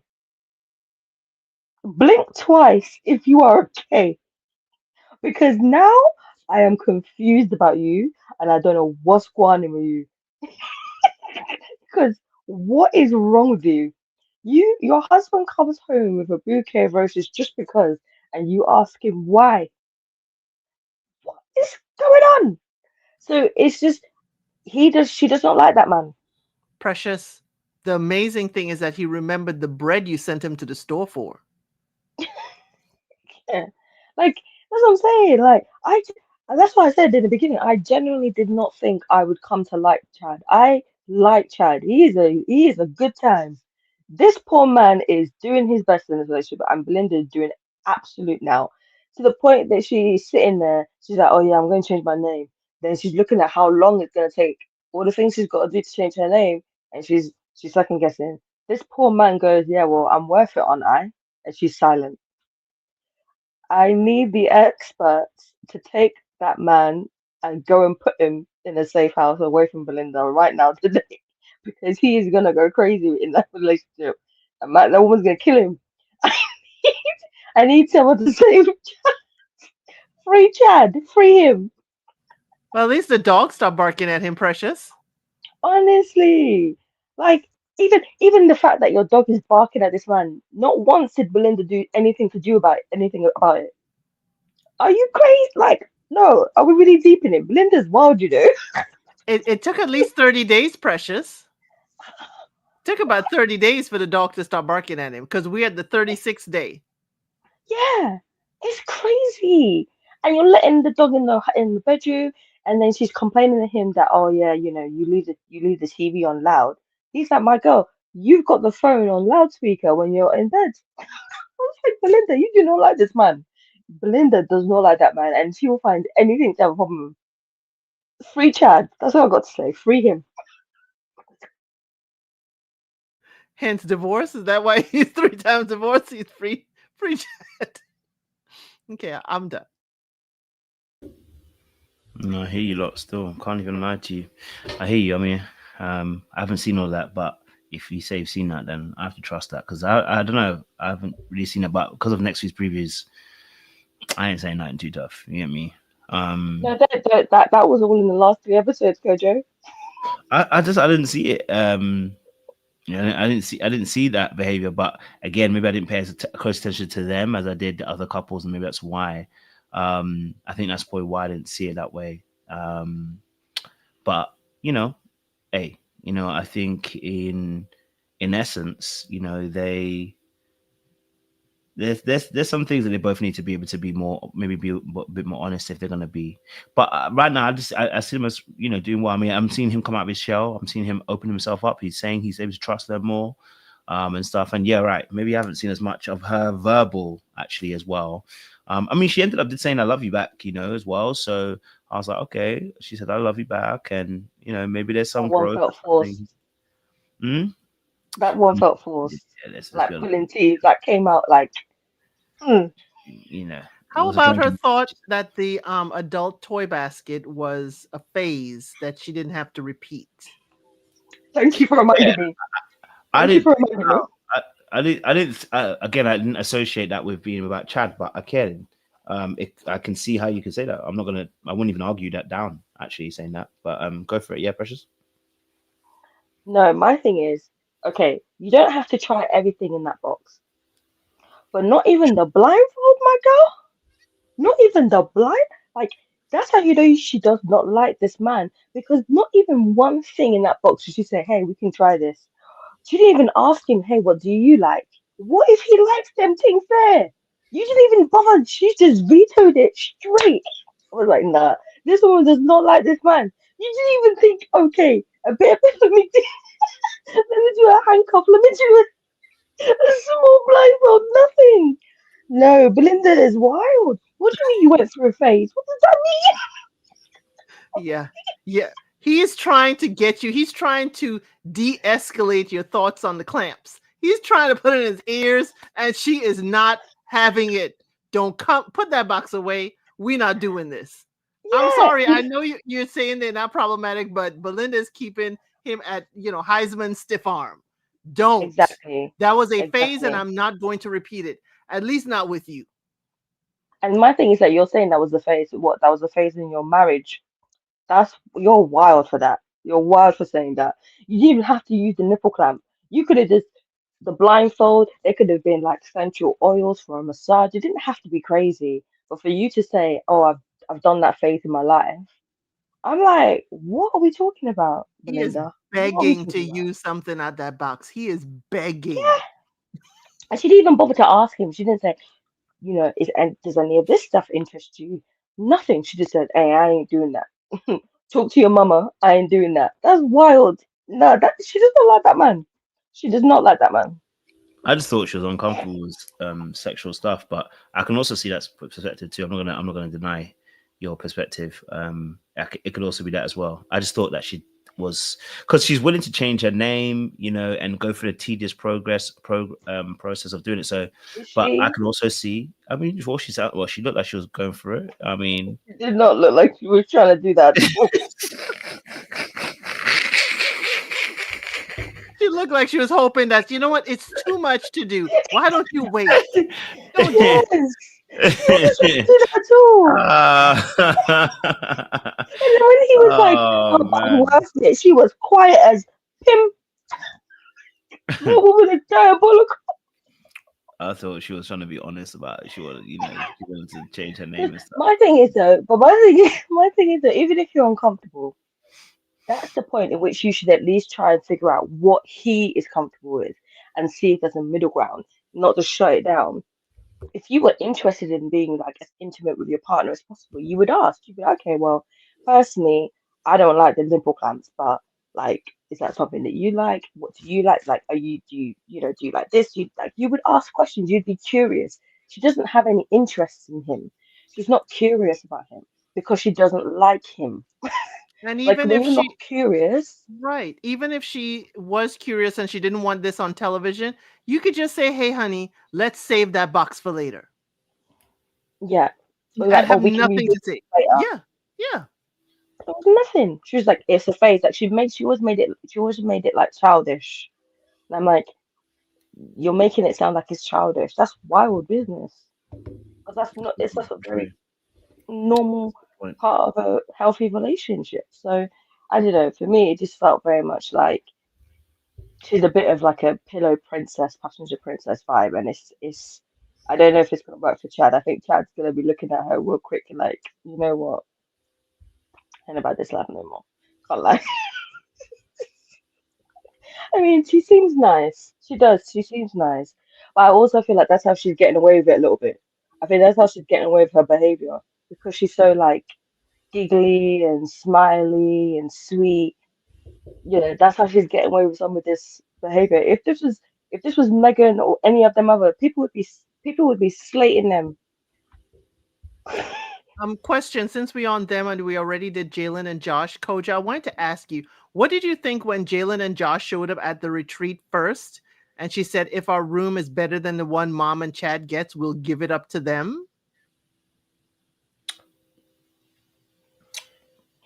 I did She hear wants that. that marriage for her mum more than the mum wants that marriage. Absolutely. And actually, another comment that she made, which was even more wilder than that one else said, is at the dinner table where she said something like, she said, I wouldn't even care if my marriage didn't work out, but if your one worked out, I said, if you don't shut the frick up, it's like, I get what you're saying, but the way you're saying it sounds mad. You got what I'm saying to you? Yeah. It's like, we don't need to say them things there. So yeah, she has, and I did note that. I think for her, the problem with her is that she knows how to prioritize other people, but not necessarily herself. And so because of that, it looks selfless, but it's actually very selfish. I know people think that they're being selfless because they can't think about themselves and they don't realize they're impacting their own relationship by doing so. But yeah, no, she definitely is wanting her mum to have a great relationship, and she loves the fact that Chad speaks so well of her mum, not knowing that her mum may not like him, like you guys said, right? So I think in that aspect, but I mean, another aspect is I do think that Belinda maybe is, she talks about romance. You know what? Belinda gives me, I'm all about the theory, but never about the practice. You know what I mean? Like, I know what to say. I know what it is that needs to be said. I know what it should be expected, but actually doesn't know how to actually receive those things or even be able to give those things. And I think that she is somebody that is built on theory because she got married at 19. I mean, she got to and had kids at 19, sorry, even at that point. So I think a lot of things are theoretical rather than practical. So yeah, she wants flowers that make her feel good, but it sounds like maybe all of that is from the movies. Is that what you actually want? Maybe Belinda's not as close with her actual needs in that aspect, which is why I would say, listen, hey, I know the man cheated on her several times and did her dirty. But the question is, when you come out of those relationships, what did you learn about you? And if you're not able to really be in tune with what you've learned about you and what you want and what you need, sometimes you come out talking about, yeah, I've grown because time has passed. But time isn't the dictator of growth. Growth is dictated by the inputs that you put in to actually begin to transform. And so I think that she may be more theoretical than practical. And so some of the things that even when Chad is doing them, do I think that she's amazingly attracted to this man? I wouldn't say that. I think it's one of those ones where, ladies, she's growing. And you know how much I hate that. I don't even think she's growing, my guy. I don't even think she's growing. I think she's growing. It might be a slow pace, but she's growing. She's growing away from the sun. Well, some days she's growing. You know what I mean? But you're right. No, I definitely hear you on that one. But again, I'm not gonna say no. I'm not gonna say no that you're wrong. I'm not gonna say that she doesn't fancy that man. You two are cutting up over there because she might not like this man. Y'all are cutting up over there because you might not like this man. It's crazy work. It's crazy work for you two to be cutting up over there. It's not that. It's that your belief that they are so good, they're going so well this week. It is awesome, and we're sitting here like, huh? I must have missed some things. You know what I mean? So maybe as I'm being cautious. Yeah. So I don't know. I'm being cautious. You know what I mean? Hey, so maybe I've missed something. Do you know what I mean? That's okay. It's always good to have hope. You two are terrible. Oh, you are terrible. All right, let's move on from Shannon and Belinda. I don't know if there's anything more to say about them. We'll keep it short and sweet with them two there. Let's obviously then go to Pat and Rhonda. And Elsa definitely felt some way about that one. I'm mad. One. I'm mad. Mhm. I am Mm. Pat. I can't focus on you talking to me about serious stuff when I'm driving. When I'm driving, trying to keep up with traffic, trying to follow the GPS to someplace I've never been, or even if I've been there, I'm trying to follow too many things. Just driving alone, I can't. I can't keep up. I can't listen to you. I can listen to the lyrics of the song that's playing while I'm driving. That's as much I can do. That's as much as I can do. But her then saying about talking about her stuff, talking about her uncle, and Pat is trying to connect, and then she's like, no, not your turn to talk. I have to talk. Hush up now. That's how she treated him. And then to talk to her dad, don't step on the, on the burial sites here. Say something to my dad. I don't know this man. I just got a cheat sheet on the way here. But I am happy that Pat was like, we gonna park? We gonna handle this now before we get back to this apartment. I ain't gonna wait till we get all the way back there. He said, woman, you scolded me and I don't like it. He was very nice and gentle. He was more gentle than I would have been. Okay. I may have gotten out the car and maybe left her there and let the crew bring her back and we could talk at the apartment. But, I can't focus on driving, collecting the information he's telling me, retaining it, and then regurgitating when you quizzing me later. Rhonda, calm down. And the man is trying to really escape you right now. Because she's like, oh, we're going through the store. And then all of a sudden he walks away to the register. Yes, he's trying to escape the conversation. He's trying to go. Let's get a move on. Because the longer we stand here, the longer you're going to talk. So I'm like, she shut him down from talking since the honeymoon. And we've only heard Pat talk once since then. And I really enjoyed hearing how he got into aeronautical engineering. I really enjoyed seeing, the space crew landing, had a trajectory on his life. Really enjoy hearing him. But Rhonda just wants to hear herself. And maybe she just needs to sit in that house with no curtains and hear her voice bounce off the walls. That will be her happy place. Yeah, no, I think from what I'm seeing between Rhonda and Pat, number one, free Pat. Okay, we need to free that man.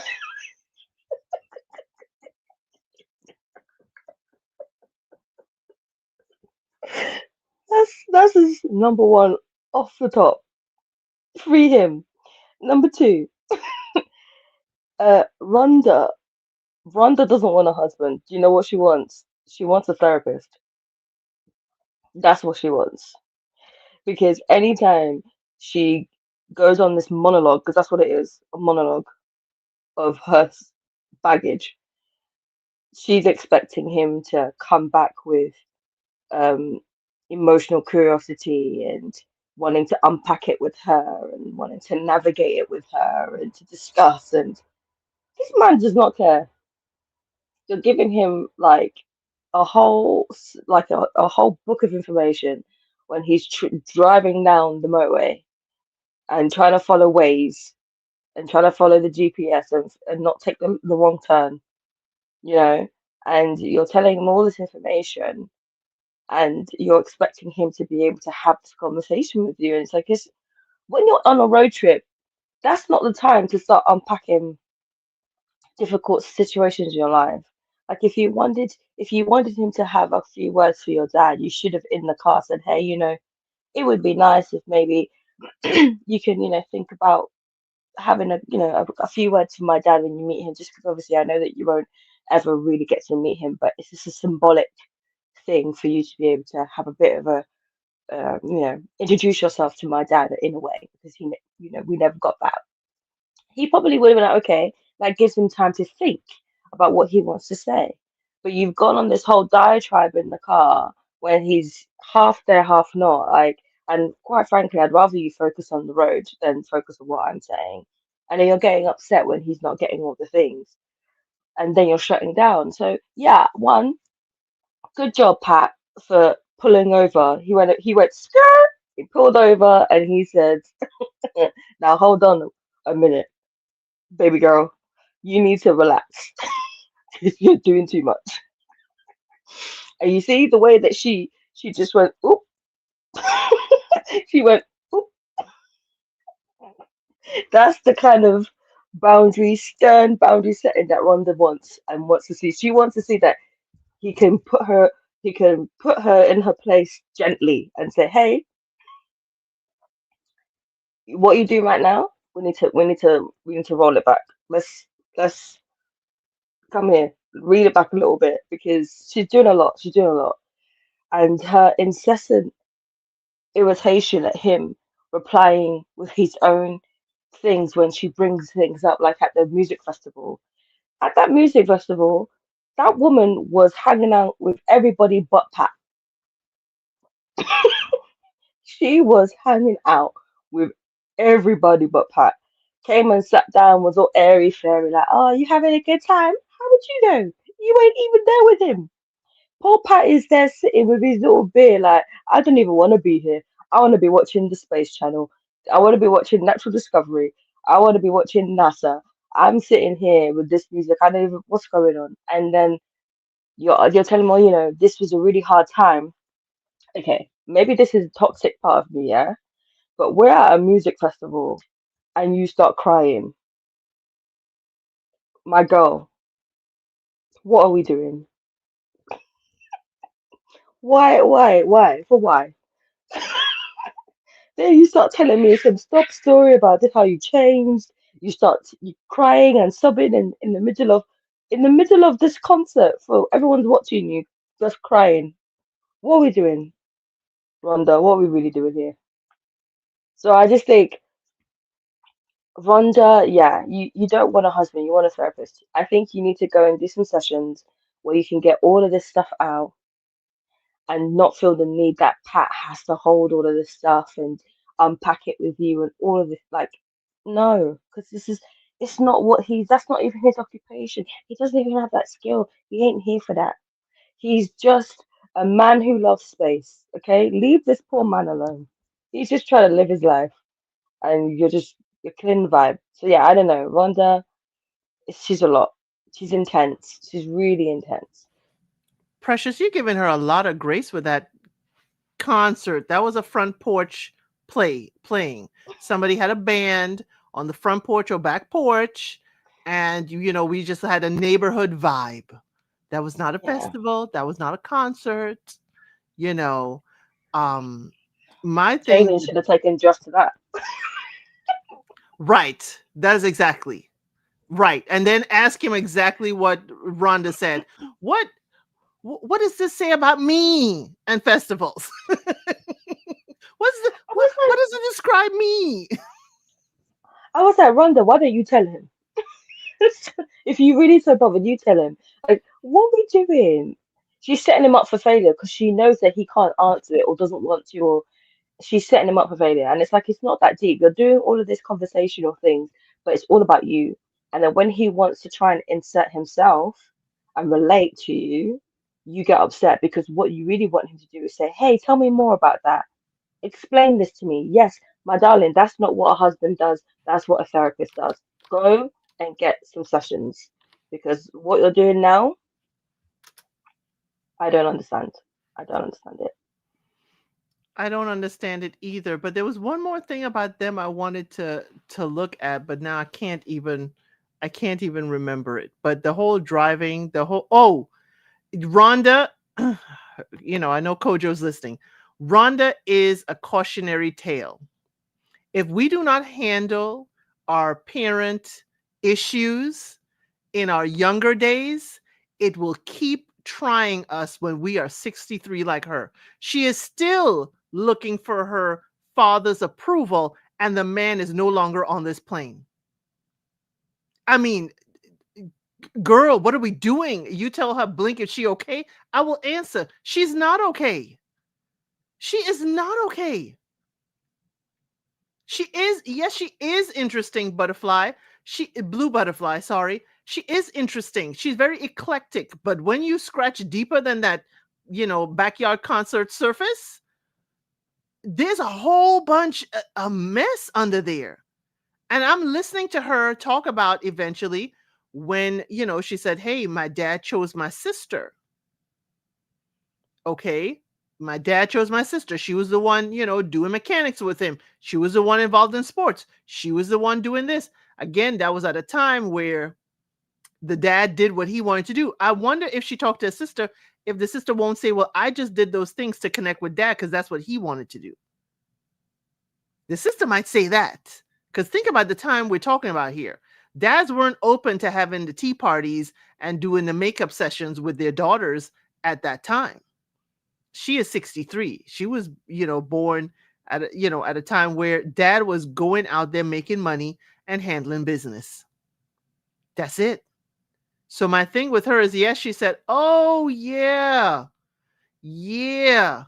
I'm still waiting to be chosen, and your rejection, all that. So Pat is catching strays that her dad is not here to catch.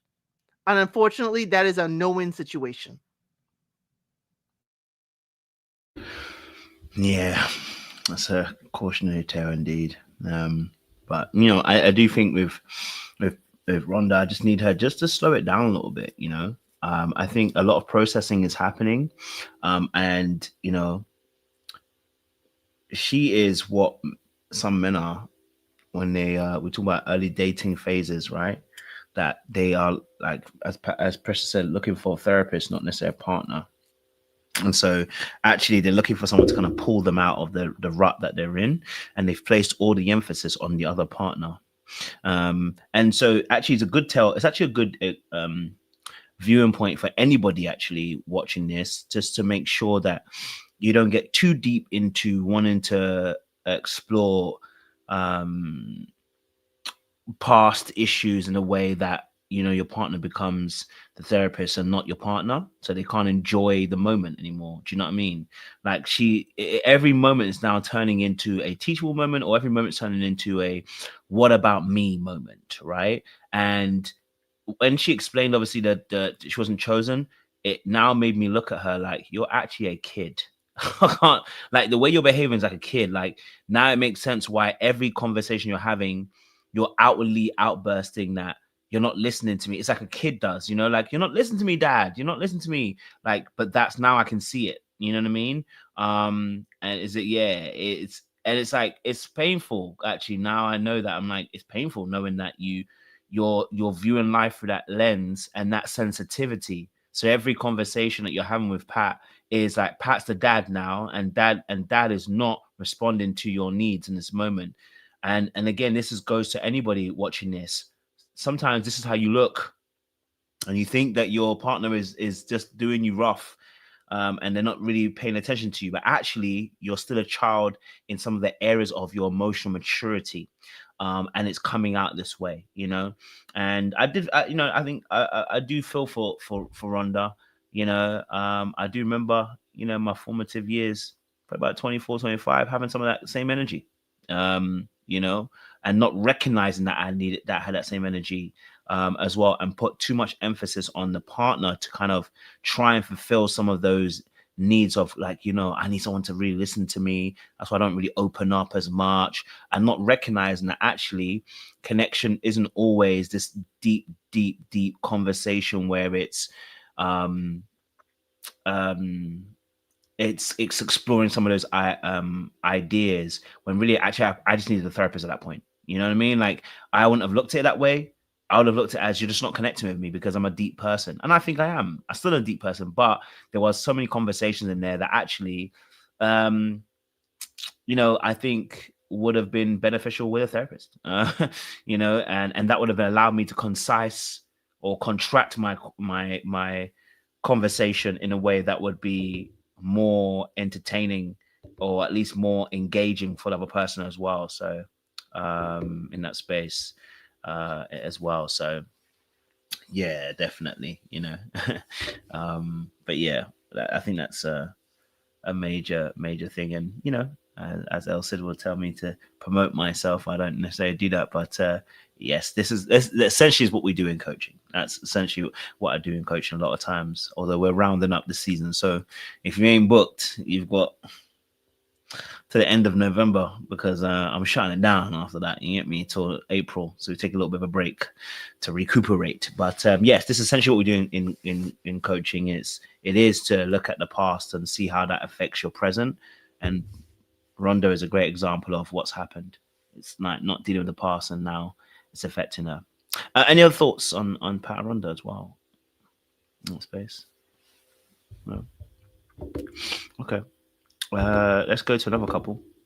Let's go to Megan and Derek, because people are pregnant. People are pregnant, and his life is about to go to. He thought his life was going to get better, but it looks like next week his life is about to go to doo-doo, because everything that has not been sorted out in terms of the power struggles that they have is about to become times 100. And he actually he's going to have far less power now, because now the only thing is going to be this: I'm pregnant. And you are going to always lose that battle as a man. You're going to look like an insensitive fool. You're going to look like a man, you know, you're going to look like, you know, you don't care about your wife if you say anything different or you disagree. I think this is going to be carnage. I personally think it's going to be carnage. I think it's going to have a lot more arguments that he probably doesn't see coming, you know, because they were already having those arguments beforehand and it wasn't sorted out about understanding this pregnancy and from that perspective. So the fact that they found out that, I think he also might see a bit more different Megan in terms of clinginess. And I think it's going to really hit him because she's going to become a different type of clingy. It's going to be different, bro. And I think I started seeing it because I saw her body language shift a lot more when they talked about the pregnancy. Now she's hanging her head off his shoulder, and now she's all up in his lap and kissing him. And I could see that it was more natural, but I can also see performance. And I was wondering, and I'll give it a bit more time, but I saw performance in the sense of sometimes people do this thing when they're afraid of abandonment. So they lean in even more with the behaviors to try and reel you in and keep you. But actually, it's not actually how they fully feel. And so I wonder if that could also be playing out with Megan. That doesn't mean that it is. I'm just saying I'm open to that aspect as well, and saying some of those behaviors that I saw, that change of her being more loving, more caring, might not necessarily be her changing her way as well. What's your guys' thoughts as well? Derek done shoot up the club, and well, you're gonna learn today. What's your thoughts on this Derek and Megan situation? Yeah, I was just when I saw that, I was like, I knew it was kind of coming, because I think in the first episode when they were previewing the whole season, they had the little bit of that pregnancy announcement clip, and I was like, okay, we're gonna have our first baby being made on the show. But yeah, Derek, my guy, what is you doing? What happened? And you know what it is? It's because it's diabolical in a way as well. Because if you remember when they had the whole argument about the eggs freezing and having kids, she was there going, you know, we have a lot of sex and most of it's unprotected. And I was like, oh, this girl know what she doing. She know what she is doing. And I was just like, Derek, what are you doing? Like, you just like, you've locked yourself into the situation for life. For life. You signed up for a TV show and locked yourself into the situation for life. A mega TV show. This is why I always say, take sex off the table when you're on these shows, because you don't want to be stuck with somebody that you don't want to that you don't want to be with, because you made the mistake that you could have avoided. Derek could have minded his own business and not gone on the show, and he wouldn't be in this position right now. But we're here now, and I'm just like, what?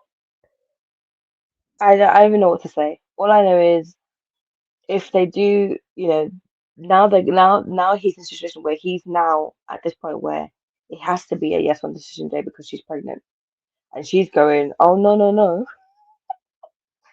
you think I froze my eggs for nothing? I can do this on my own, you know. I have money. So You know, and when you look at, and to be fair to her, when you see her house, she's got money. So I think she's very prepared to be a single parent. Um, and part of me is like, is that why she came on the show? I don't know, but it's just, yeah, it's a very wild situation. Derek is very much like full force. I'm gonna start grinding so that I can take care of you and the baby. I'm like, my guy, you're still on this show. You still got a month to decision day, and this girl's saying, hey, still gonna pay, still gonna go through the process of the show. Process of the show, my girl, you are carrying this man's baby. Process of what show? How dare you? So yeah, it's a disaster. It's a whole disaster, and God bless them. God keep them, and God is good all the time. That's what I got to say. And Precious, I don't know how much you know about the US, but Texas is one of those states that I would not be announcing that I am with child so very early. There's a legality there that if anything happens, the police can knock on your door. I would not be on this show saying anything about that until after decision day and maybe at a reunion or something. And it's nothing to joke about, with some of these states that have those heartbeat rules. So yes, the fact that they even said that they were, positives, unfortunately, I'm hoping it's a false positive so that, the light isn't shining on her, because if she isn't, if people don't see her around with a baby in hand, or him around, town, that is cause for, your legislature to get into your business.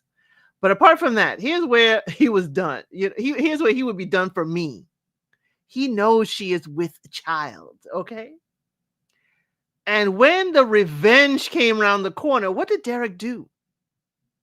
Derek ran and left his wife, who is with child. He ran around the side of the house and let her take all them water balloons. That right there told me you are not going to protect this family. You're not even going to make sure. You're not even going to make sure that I'm protected. I got to take these balloons because I decided to sit here and you ran off. And then you're like, oh, I left her. And now you come slinking back and you're going to hold the door for me to get inside. Dude, you're done. You are done. You ran off. You left me. You left your child. I ain't got nothing else to say. I know that's what she probably wanted to tell him, but she cannot announce that she's with child. But I know he got an earful. You left me. You left me. He is done. But for me, it was like, what are we doing? He wants a child so much that he's willing, for all intents and purposes, she is a stranger. He's still learning who she is. He allowed himself to, as he said on the honeymoon, howl for her. He allowed himself to howl for her. And now we are expecting with someone, we don't even have the conversation that we've heard. Maybe they had. We don't have the conversation of how we expect to, raise a child together. What are our expectations of a family? Okay, this is the first one. What are we going to do with your eggs? Now that you are with child, are we going to utilize your eggs later on? Or are we, there's so many questions, I guess, not answered with us, but I don't believe her turn 180 unless she's being curated in a way by the show to, to be a certain way. But why is it, here's my question. Why doesn't Megan speak up when her mother is speaking? She didn't speak at all around the family at the table at all. It was like she's at the kiddie table. It's like a child needs to know her place. Derek, your mama, and your daddy are talking about your body. They are talking about your body, and you have nothing to say. That was odd to me. She has all this gusto for Derek and nothing to say around them when it affects her body. Yeah. And she clearly can say that her mother is not the grandma type. Her mama buys them toys and sends them on their way. Her dad is the more nurturing one. So I'm like, who did you spend most of your time around, Megan? Who did you spend your time around, Megan? And again, Mona Lisa, yes, her freezing her eggs is a backup plan, but also your legislature is in your business. If she decides to have, let's say, the 3 kids that Derek wants, and then she's no longer going to keep those eggs frozen, disposal, I hate to say it this way, but disposal of those eggs, she's going to face a battle on her hands too. Again, everybody needs to read their state laws, rules about that, about IVF, and about, egg freezing, and also baby batter freezing. Okay, you need to know your rules. But again, he left her, and that's all I got to know about Derek. When push comes to shove, even with water balloons, he gonna run. Well, she should have run us all. Okay, I don't know why you sit in there. You see the enemy coming, and you sit there. Oh, the reason why is because she wanted to say I'm pregnant, but she couldn't. She recognized, she remembered that she couldn't say that out loud, and she was paralyzed and stuck there. You know what I mean? But yeah, no, jokes aside, I think that was a funny moment though to see that they came back for them. My thing was, and I think something I'm saying about Megan is,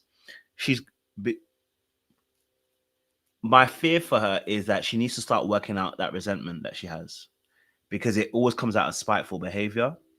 So her behavior always comes out as looking very spiteful. So even like, obviously after that, and someone even mentioned in the chat, actually after that, I remember when they were going back into the house, she almost put the door in his face. And again, it's all of those things are resentment and spitefulness. So the thing is, when you do that, you can do that enough times in the very beginning, but after a while, people get pissed off and tired of your nonsense. And I need her to like pick up on it quickly, because it's irritating. And not as irritating, it's also painful for the other person to be on the receiving end, that anything they do, the other person's going to keep on trying to, purposely get you back, almost, in a sense, right? Like nothing's ever left where it is. And we've seen that over the course of the last few episodes. Now on episode 10, and conversations that should have been a normal conversation turn into a blow up, into her saying something in terms of her maybe insulting or whatever. And so in that space, I just wanted to start working that out ASAP Rocky now.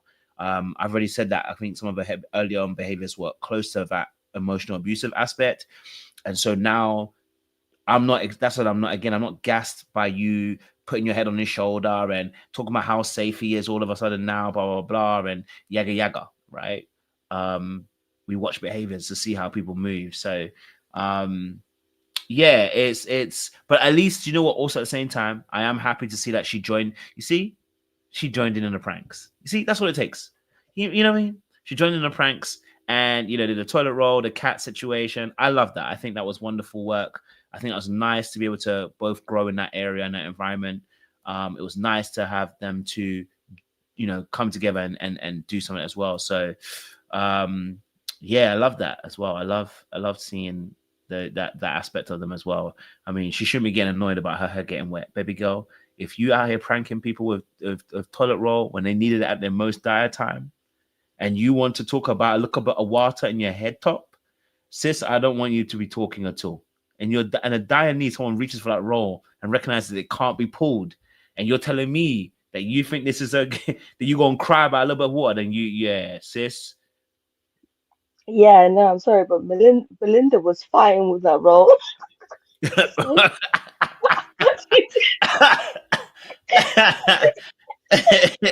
I leave him or something? Okay.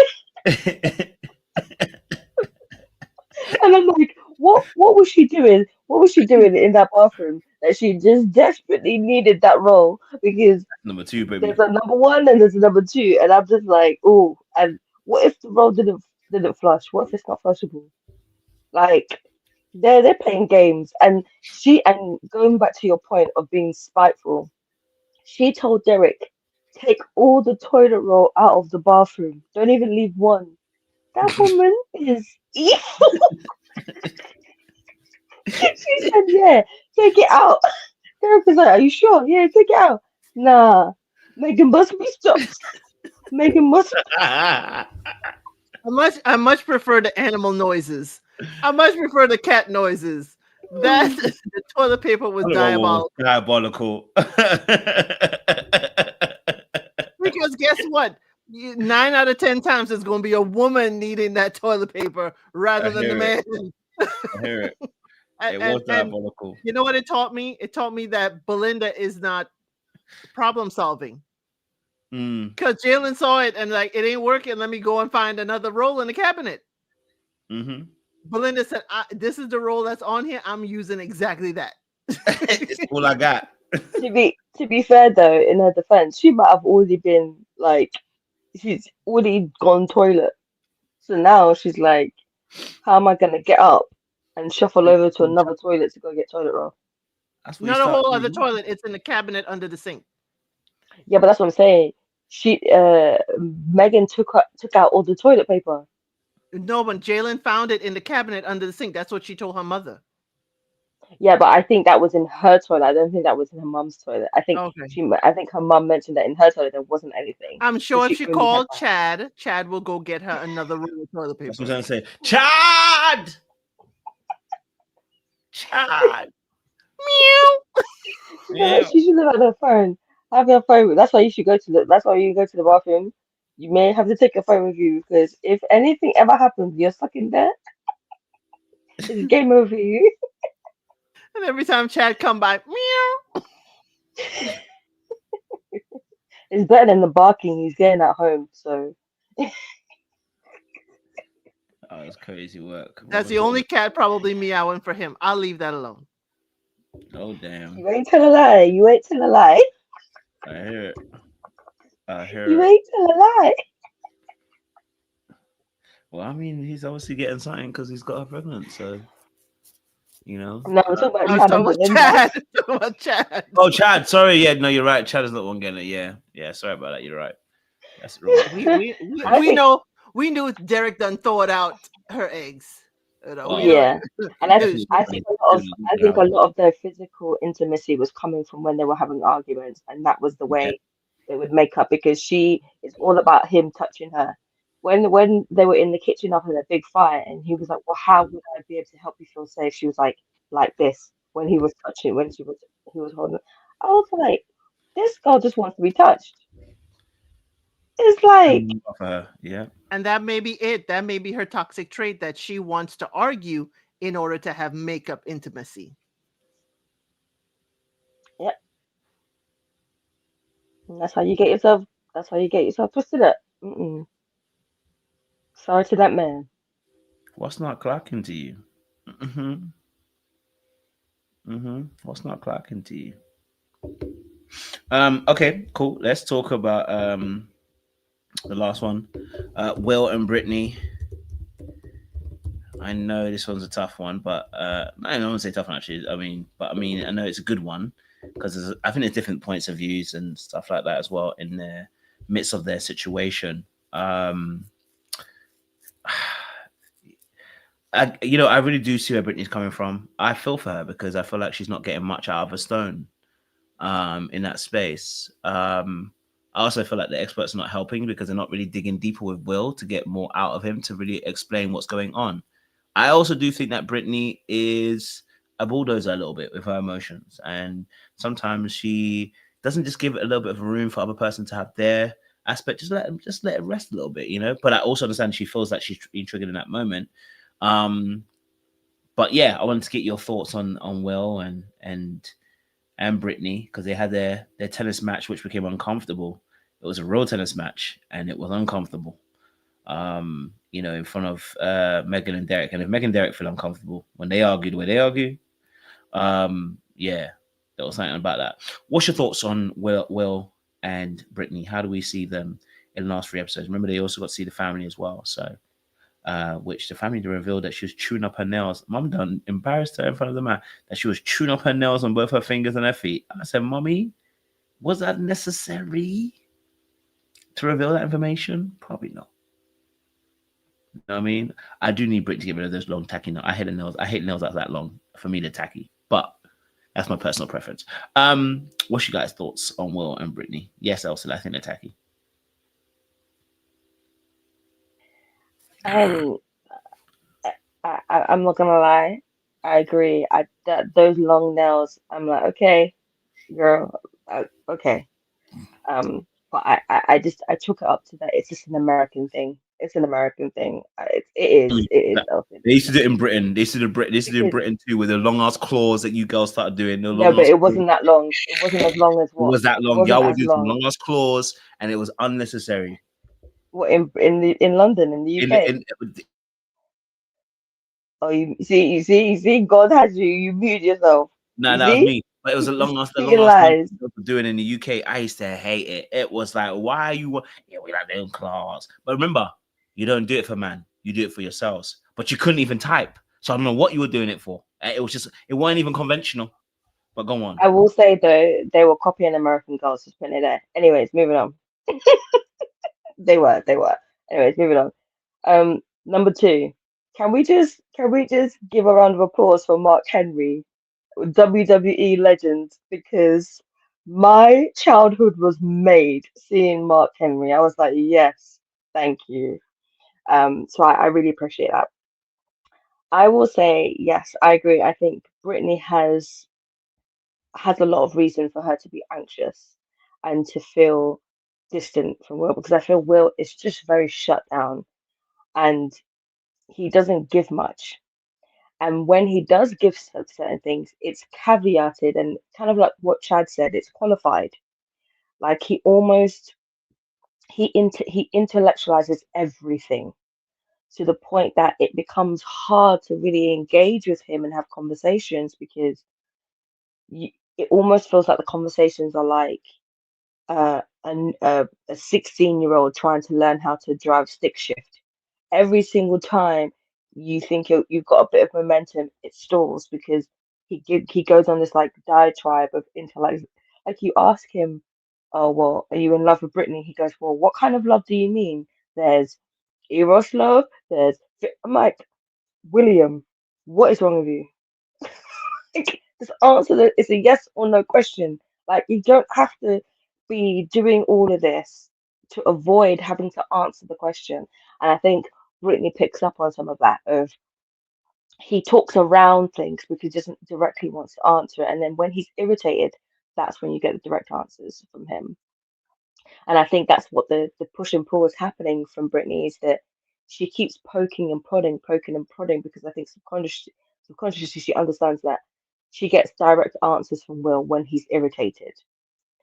Um, but I think Brittany also needs to learn how to be a bit more secure within herself and to not feel so anxious when she feels she's not getting a lot back from him because that's what's also causing him to retreat. But I think outside of even him retreating, I think just for her own ability to function healthily, well, healthy in relationships, is to be able to supply herself with reassurance because she's yearning for this reassurance from Will. She's yearning for him to say certain things, and because she's not getting it, she's feeling really emotional about it. And I understand that, but I also feel like to be a secure partner, there's an element of being able to give yourself reassurance to help you feel safer so that you can then enter back into the arena with your partner and say, hey, I'm noticing that you're, you know, but it's difficult because Will definitely he doesn't give a lot. I do feel like Brittany does annoy him and irritate him, and I can see why because if the man says, hey, there's nothing going on, just let it be. But I think she's so anxious that he's not telling her the truth because he's so guarded. That's why she keeps going. She keeps going. It's like, no, tell me the truth. Tell me the truth. Um, and I think it was a bit of a disservice when the expert said that Brittany was guarded because so is Will. They're both guarded. That's what's the problem. Both of them are guarded, and I think that's what's also causing the issue. It's not just Brittany. Um, so yeah, it's a very I think they just trigger each other. That's what it is. They trigger each other. I think Will is definitely. I think he feels like he's trying. I think he genuinely believes he's trying, and I think on some levels he is trying. Um, but I think his nonchalance is triggering for Brittany. She doesn't she reads nonchalance as he doesn't like me that much. He doesn't care, you know, that kind of if he would, he would. If he would, if he could, he would type mentality. And on some level, I do agree with her. I don't think that Will likes her that much. And I know he says he adores her and all that stuff, but a lot of that is very friend zone language. That's very friend zone language. It's not, you know. So, yeah, I don't know. I can see her. I can see why she would feel like Will doesn't like her, but I also feel that she needs to check in with herself a little bit. She needs to fortify herself a little bit because it's becoming, yeah, you can feel the anxiousness of her. But yeah, I think the reality is they just both trigger each other, and they both gonna need a lot of individual therapy to be able to make this work functionally. Because anytime I watch them, it's like walking. I feel the tension from the screen when I'm watching them in scenes. I feel like I'm walking on eggshells. So like, I don't know what he's gonna say that will set her off. I don't know what she's gonna say that's gonna that's gonna change the trajectory of the conversation. Now it's gonna get awkward. Like, even watching them feels like I mean myself at home as what is walking on eggshells. So I can only imagine how it must feel when they talk to each other. You know. So yeah, I don't know. I can't imagine this going very far. I hear you, Precious. Most of it I agree with, but if I was Will, what more can I give her? What more can I give her? Brittney gives me stage 5 clinger. That's why everybody's running for the hills after 3 months. If you give her too much, her head will be in the clouds and she's going to float off. And it's a fairy tale. And, you know, we may not get to the foundation of building things. And I see where Will is kind of, he shouldn't be, but he's testing her mentally. He's testing her, meaning not testing her to really dig at her. He's testing her to say, is she as smart as she presents to be? And he's observing her under a microscope. That he is. Okay. But here's the thing. I agree. I don't think he does want to continue with this marriage. I'm not going to say he doesn't like her. Okay. He may like some parts of her.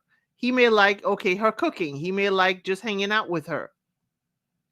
If, you know, the thing is, whether he's performative or not, he's performing just enough not to get eviscerated on the internet if he's performative.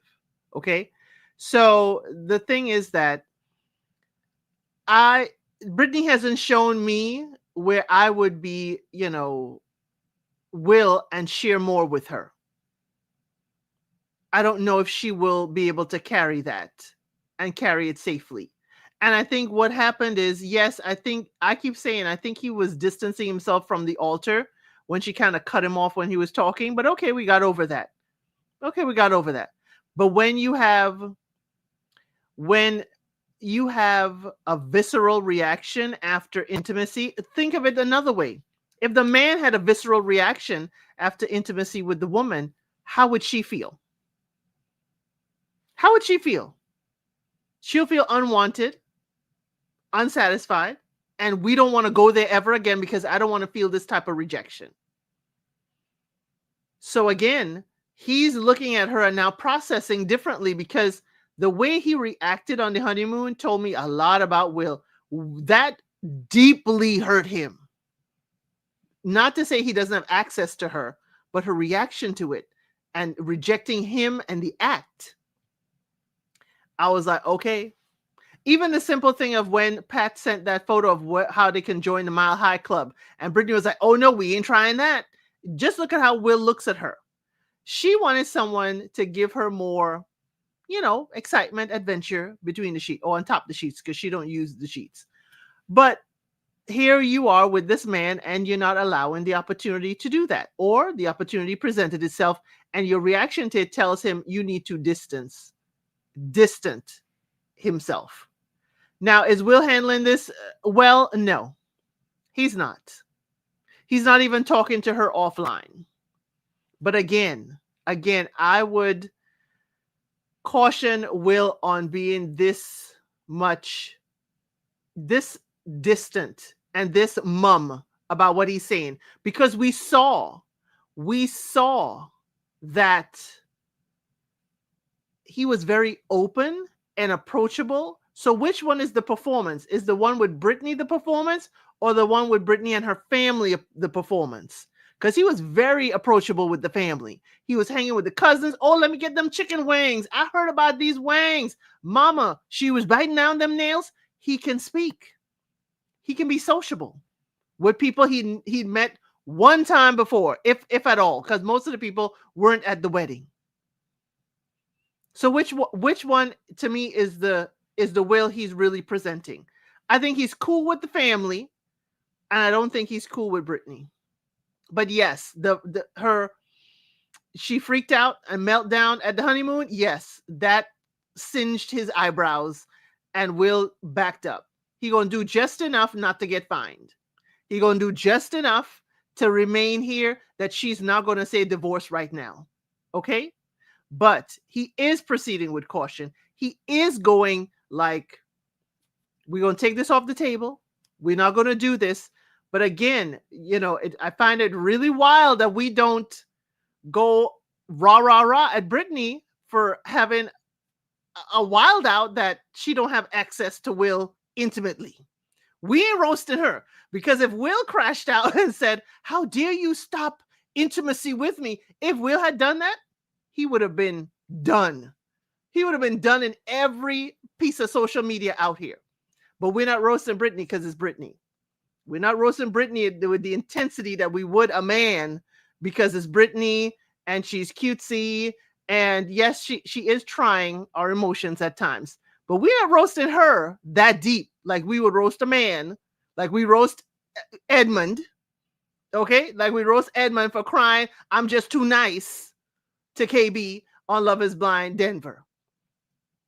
But I'm gonna keep it cute in that regard, because this girl is having an emotional response to him.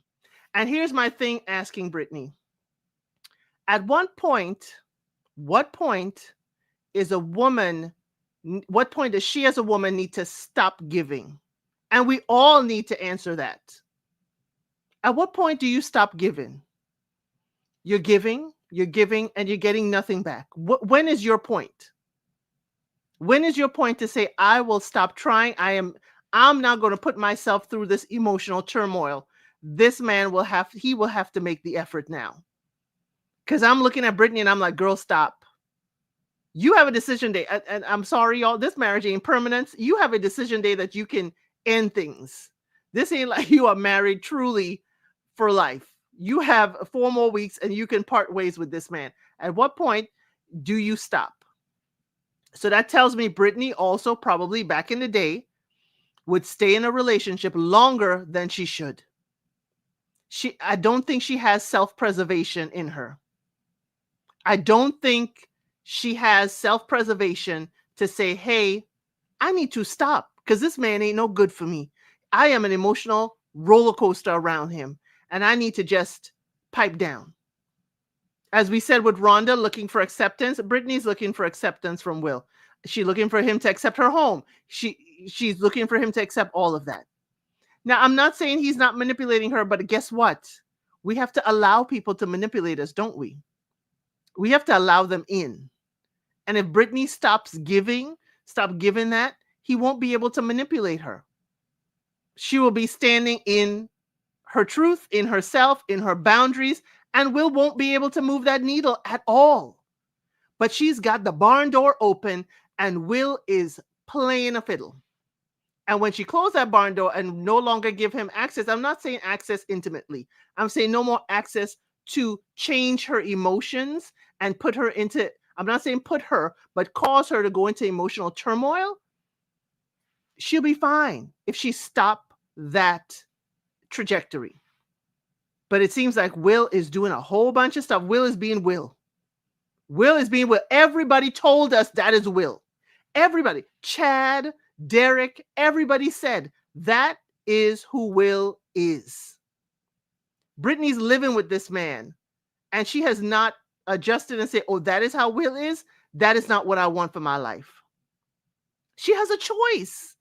And I'm tired of seeing Brittney like she has to allow this in her life. She has a choice. Just like Will has a choice to open up to her or not. Now, the other thing is Will could be, I don't talk too much. I don't, Will, you need to speak to her.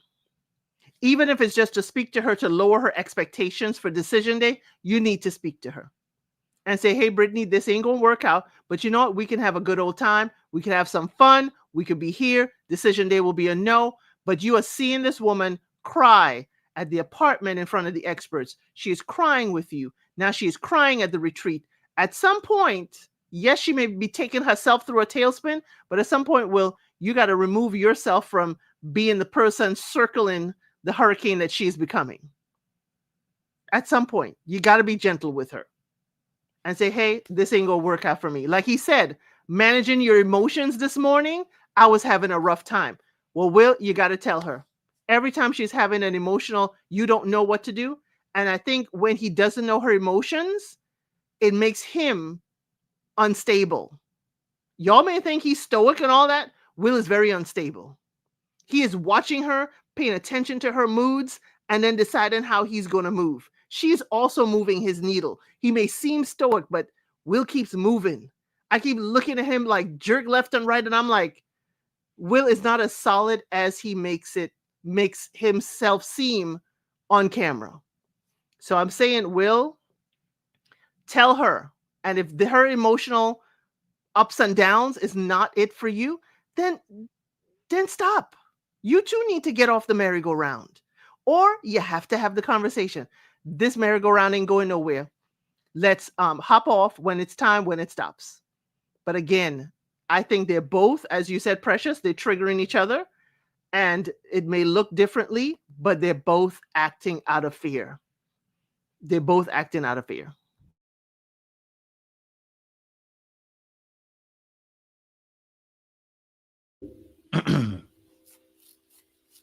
Precious, you want to say something? No, I mean, I agree. I think I agree with what Elsa said about Brittney. She is giving a lot, and she's, clearly anxiety is something that runs through her. She's very anxiously attached. Um, and I think I can only imagine how she must have felt a little bit like. I can imagine she must have felt a little bit of a sting seeing Will get along with her family so much, but feeling like it's pulling teeth with him alone. Um, I also agree that there's a level of acceptance that she had to come to of like, this is just who he is. So it's either going to work for me or it's not going to work for me. And I think, Brittney's approach is kind of almost like, if we talk about this enough, change will happen. Whereas I think Will is approaching it as in like almost like a radical acceptance of, I'm just going to let you be you, and then I'll decide later if I can do it or if I can't. And I think, his approach is making her anxious because she's thinking, well, I do, I could be doing something that is ruining my chance of having this work out, instead of, being able to talk about it so I can save it. She's almost kind of in like trying to save mode. She's in save mode, and he's in like let it be mode. And, those two those modes are triggering each other. Because he's like, there's no point trying to save it, because then that means you're not being who you really are. And that means that if you start changing, and I like the new you, when decision day passes, the real you is going to come out, and I'm going to be in a situation where I could have left because I would have seen how you really are. So I think, that's what's happening for them. So yeah, I mean, fingers crossed, but yeah, it's not looking promising. But she doesn't push him either. She gets into her emotional state and she doesn't push him. Like I would have pushed him. Like the whole apartment thing, I have no problem with Will keeping his apartment, because guess what? We would have told her she's crazy if she sold her house and moved in with him. Keep your place. But you see, she sat there and she allowed, it's kind of like waves crashing over you. It's like, okay, he's like, yeah, I'll keep my apartment. I would have said, hey, would you consider the option of renting out that apartment so it could be a source of income for our family? And then watch his reaction. She doesn't push back or ask further questions. And that's my issue. Would you sublet the apartment? What are your plans for that? Would you prefer we change the house? Because Will knows he cannot even talk to her about let's get rid of both places and buy one together. She won't go for that. She doesn't sound like she'll go for that. So she doesn't push back. Okay, what do you mean? She takes in, he's like, oh, I don't know what's going to happen 30 days from now. And she takes it in and she emotionalizes it and it comes out. And I'm like, young lady, there are questions to be asked. He's not finishing his statement. You don't like how he finishes what he says. Ask more questions. Sometimes it's not what he says, it is how he's going to say it that matters. But I would push. I push. I say, oh, you want to keep the apartment? So if I want to have a girls' night out on the weekend, can my girls and I stay at the apartment? Push back at least a little bit. She does not question at all. And I'm like, I'm wondering if it's a family dynamic, because there's a lot of ladies there. If you look at the family, there's a lot of aunts. There's very few uncles. Her dad was not there that I saw. Mhm. And I'm like, well, Shar, you're saying she never pushes back because she's afraid she will push him away? Then maybe he's not for you.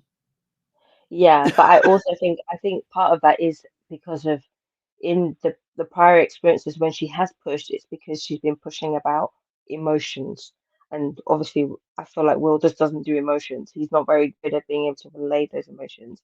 He sort of uses intellectualism to prevent having to actually explain and delve in. To mask So his emotions. yeah, and so what I think has now happened is that now she's taken that and said, well, okay, if I try to start asking more questions, he's going to shut down on me. It's going to be a whole thing again. And I think that's part of why she doesn't ask questions. But I also feel like actually, as you said, Elsa, if she did ask those kind of questions, I actually think Will would respond better to her, because I think that's almost what he's looking for. He's looking for somebody who's going to be as inquiring and curious as he is, just not about emotions. Like if it's about, oh, okay, well, how do we come to a compromise? Would you like to? I think he'd be able to engage in that, but it also requires her being able to not make judgments of what he's saying in the moment, but to allow him to explain what he's saying, be curious, and then after he's completely done, then you can bring in what your opinions are. But he seems like somebody where, like, if you start interjecting with what you think, he shuts down. Yeah, I want to interject. I'll let him finish. I definitely let him finish, but I would certainly ask him, well, what are the future plans? How long do you expect to keep this? Or are you just going to keep the apartment till you get a different job that don't require you to travel? Is it just because of travel and proximity to downtown? I would totally ask that, and then say, oh, well, how much are you paying for rent? We could certainly put that money and put it into investments for our family, into our savings. I mean, there are different ways you could talk about it. And if Will is being curated the way he is, his vocabulary tells me when he's skittish. When Will's vocabulary changes, it tells me, oh, he don't like this. He may look a certain way, but when he does speak, his vocabulary tells everything. The reason why I kind of know Will, because my grandfather used to be like that. He was a man, had a few words, but when he spoke, it resonated.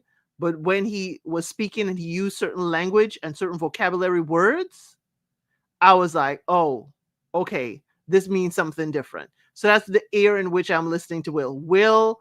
Will's language, when he starts using his SAT words, he deep in a sunken place, in my opinion, on this edited show. And when he in that sunken place, he trying to keep above water. Ain't nothing Will said that he gonna stay married to her, so I ain't gonna say he a liar. He ain't never said. He never said he gonna stay married. He said today, decision day is yes. I don't know about tomorrow. He never said he gonna stay married. Well, I will say I did actually find out some spoilers. I won't say it now, but yeah, it's interesting. Okay, Kojo.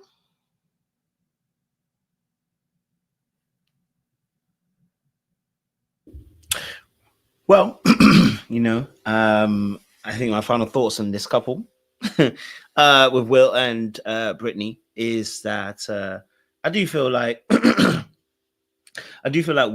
Will's lack of emotion emotional response should be questioned by the experts and found and asked where it's coming from, so that we get a bit more of an understanding, so that Brittney gets more of an understanding, sorry, as well, right? So she can know how to deal with it. And also as well, every time they talk about Will, and I'm like, at some point you're gonna have to help Brittney be able to regulate her emotions. If otherwise, it will be someone else and be her, you know. So I do think there's that as well. I'm glad they called him out about some of the responses, because some of the responses are nonsense. I'm just like, do you love me or not? I mean, do you want me to love you with the love of God? Like, bro, what are you talking about? You know what I mean? Like, at some point you're gonna have to take some accountability, because what do you mean? Like, you know, you out here, it feels like you're playing games when you do that, right? You're deflecting from actually answering the question. And maybe if you are being honest, maybe that is your very I don't want to say pragmatic, but sometimes you're maybe on the spectrum, because that, in a sense of, when I say spectrum, in the sense of the way that you're responding needs like direct questions to get direct answers. That could also be a case. I have to leave myself open to that possibility as well, right? And not just say necessarily 100% he's messing around or deflecting or doesn't like her or whatever, right? There are also different aspects that could be in that aspect as well. So I'm open to that. And that's why I'm saying that the experts need to do more work. Yeah? Or do more work into asking some more of those deeper questions so we can understand where it's coming from, because some of his answers don't make sense. But yeah, no, I think there is hope. I don't want it for them personally at the moment. I don't want it for them at the moment. I don't want it for them. You know, but we'll see what happens obviously in the next 3 episodes, whether they can kick on and get better. But you know, I think it'd be nice for them to really talk out some of their really key issues and really start to kind of like begin to properly bond. I'm guessing obviously sex seems to be back on the table as well. So that's happening at the moment. We're still getting what we're getting from Will. Like, Will seems to not want to give any vulnerability at this moment towards her. You know, at this point in time. So again, I think this is a great time for the experts to really kind of do their work and be like, hey, Will, what's going on with you? Why is it that you're struggling to? Because all now it's really been about Brittney and why you feel the way you feel, and Will, how come you're not responding to her? Respond to her like this, you know. And they ask him a question about what's going on, and really and truly, it becomes another test to prove how smart he is, rather than actually really trying to get him to understand what he is. Like, the way he's responding is as if, I can answer that question. Okay, so why don't you love? Oh, well, let me intellectualize this for you. The reason why I don't love her is because at the moment, you know, when I think about it, it's like this, it's like that, and he's intellectualizing everything. So we're not actually getting to the bottom of what the real issue could be with Will. And I think if we are going to look at it from that perspective, then it should be more exploration into Will as well as Brittney as well. But hey, hopefully we'll get that in the next few episodes. If not, I mean, I'm expecting too much sometimes on these shows, you know. Yeah.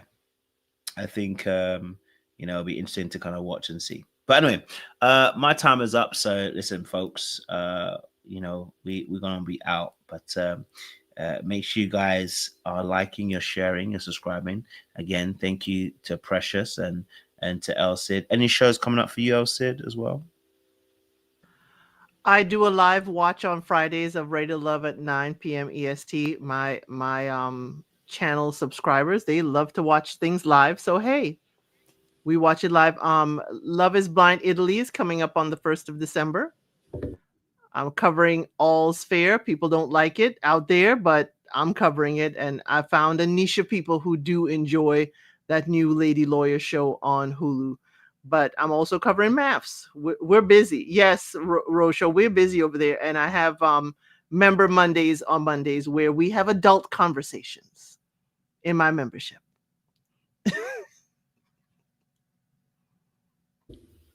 As you should. Okay. You definitely won't catch Belinda in those chats. Yep, that's for sure. Belinda ain't coming over there. No way. All right, listen, audience, thank you so much, and I appreciate you. I know I'm trying out this new dual thing. They said we should try it out. I don't know how it's going to work. I think it's going to set us 2 lives rather than 1. So we'll see how that works. Hopefully they will blend it so it doesn't have to be that way. But I don't know what they said the reason why they're doing it. They want to do a trial with it. So of course I wrote myself in to try and see how it would look like. But personally, I don't care. I might just go back to normal. I personally don't like it this way. But yeah. I hope you guys liked the live tonight, and thank you for bearing me. I overslept today, so you know what it is. Yeah. I went out last night today. Well, I didn't go out, but I went to a networking night, and so when I got back in, I was late already. Yeah, don't have a bowl of Cheerios before you sit down.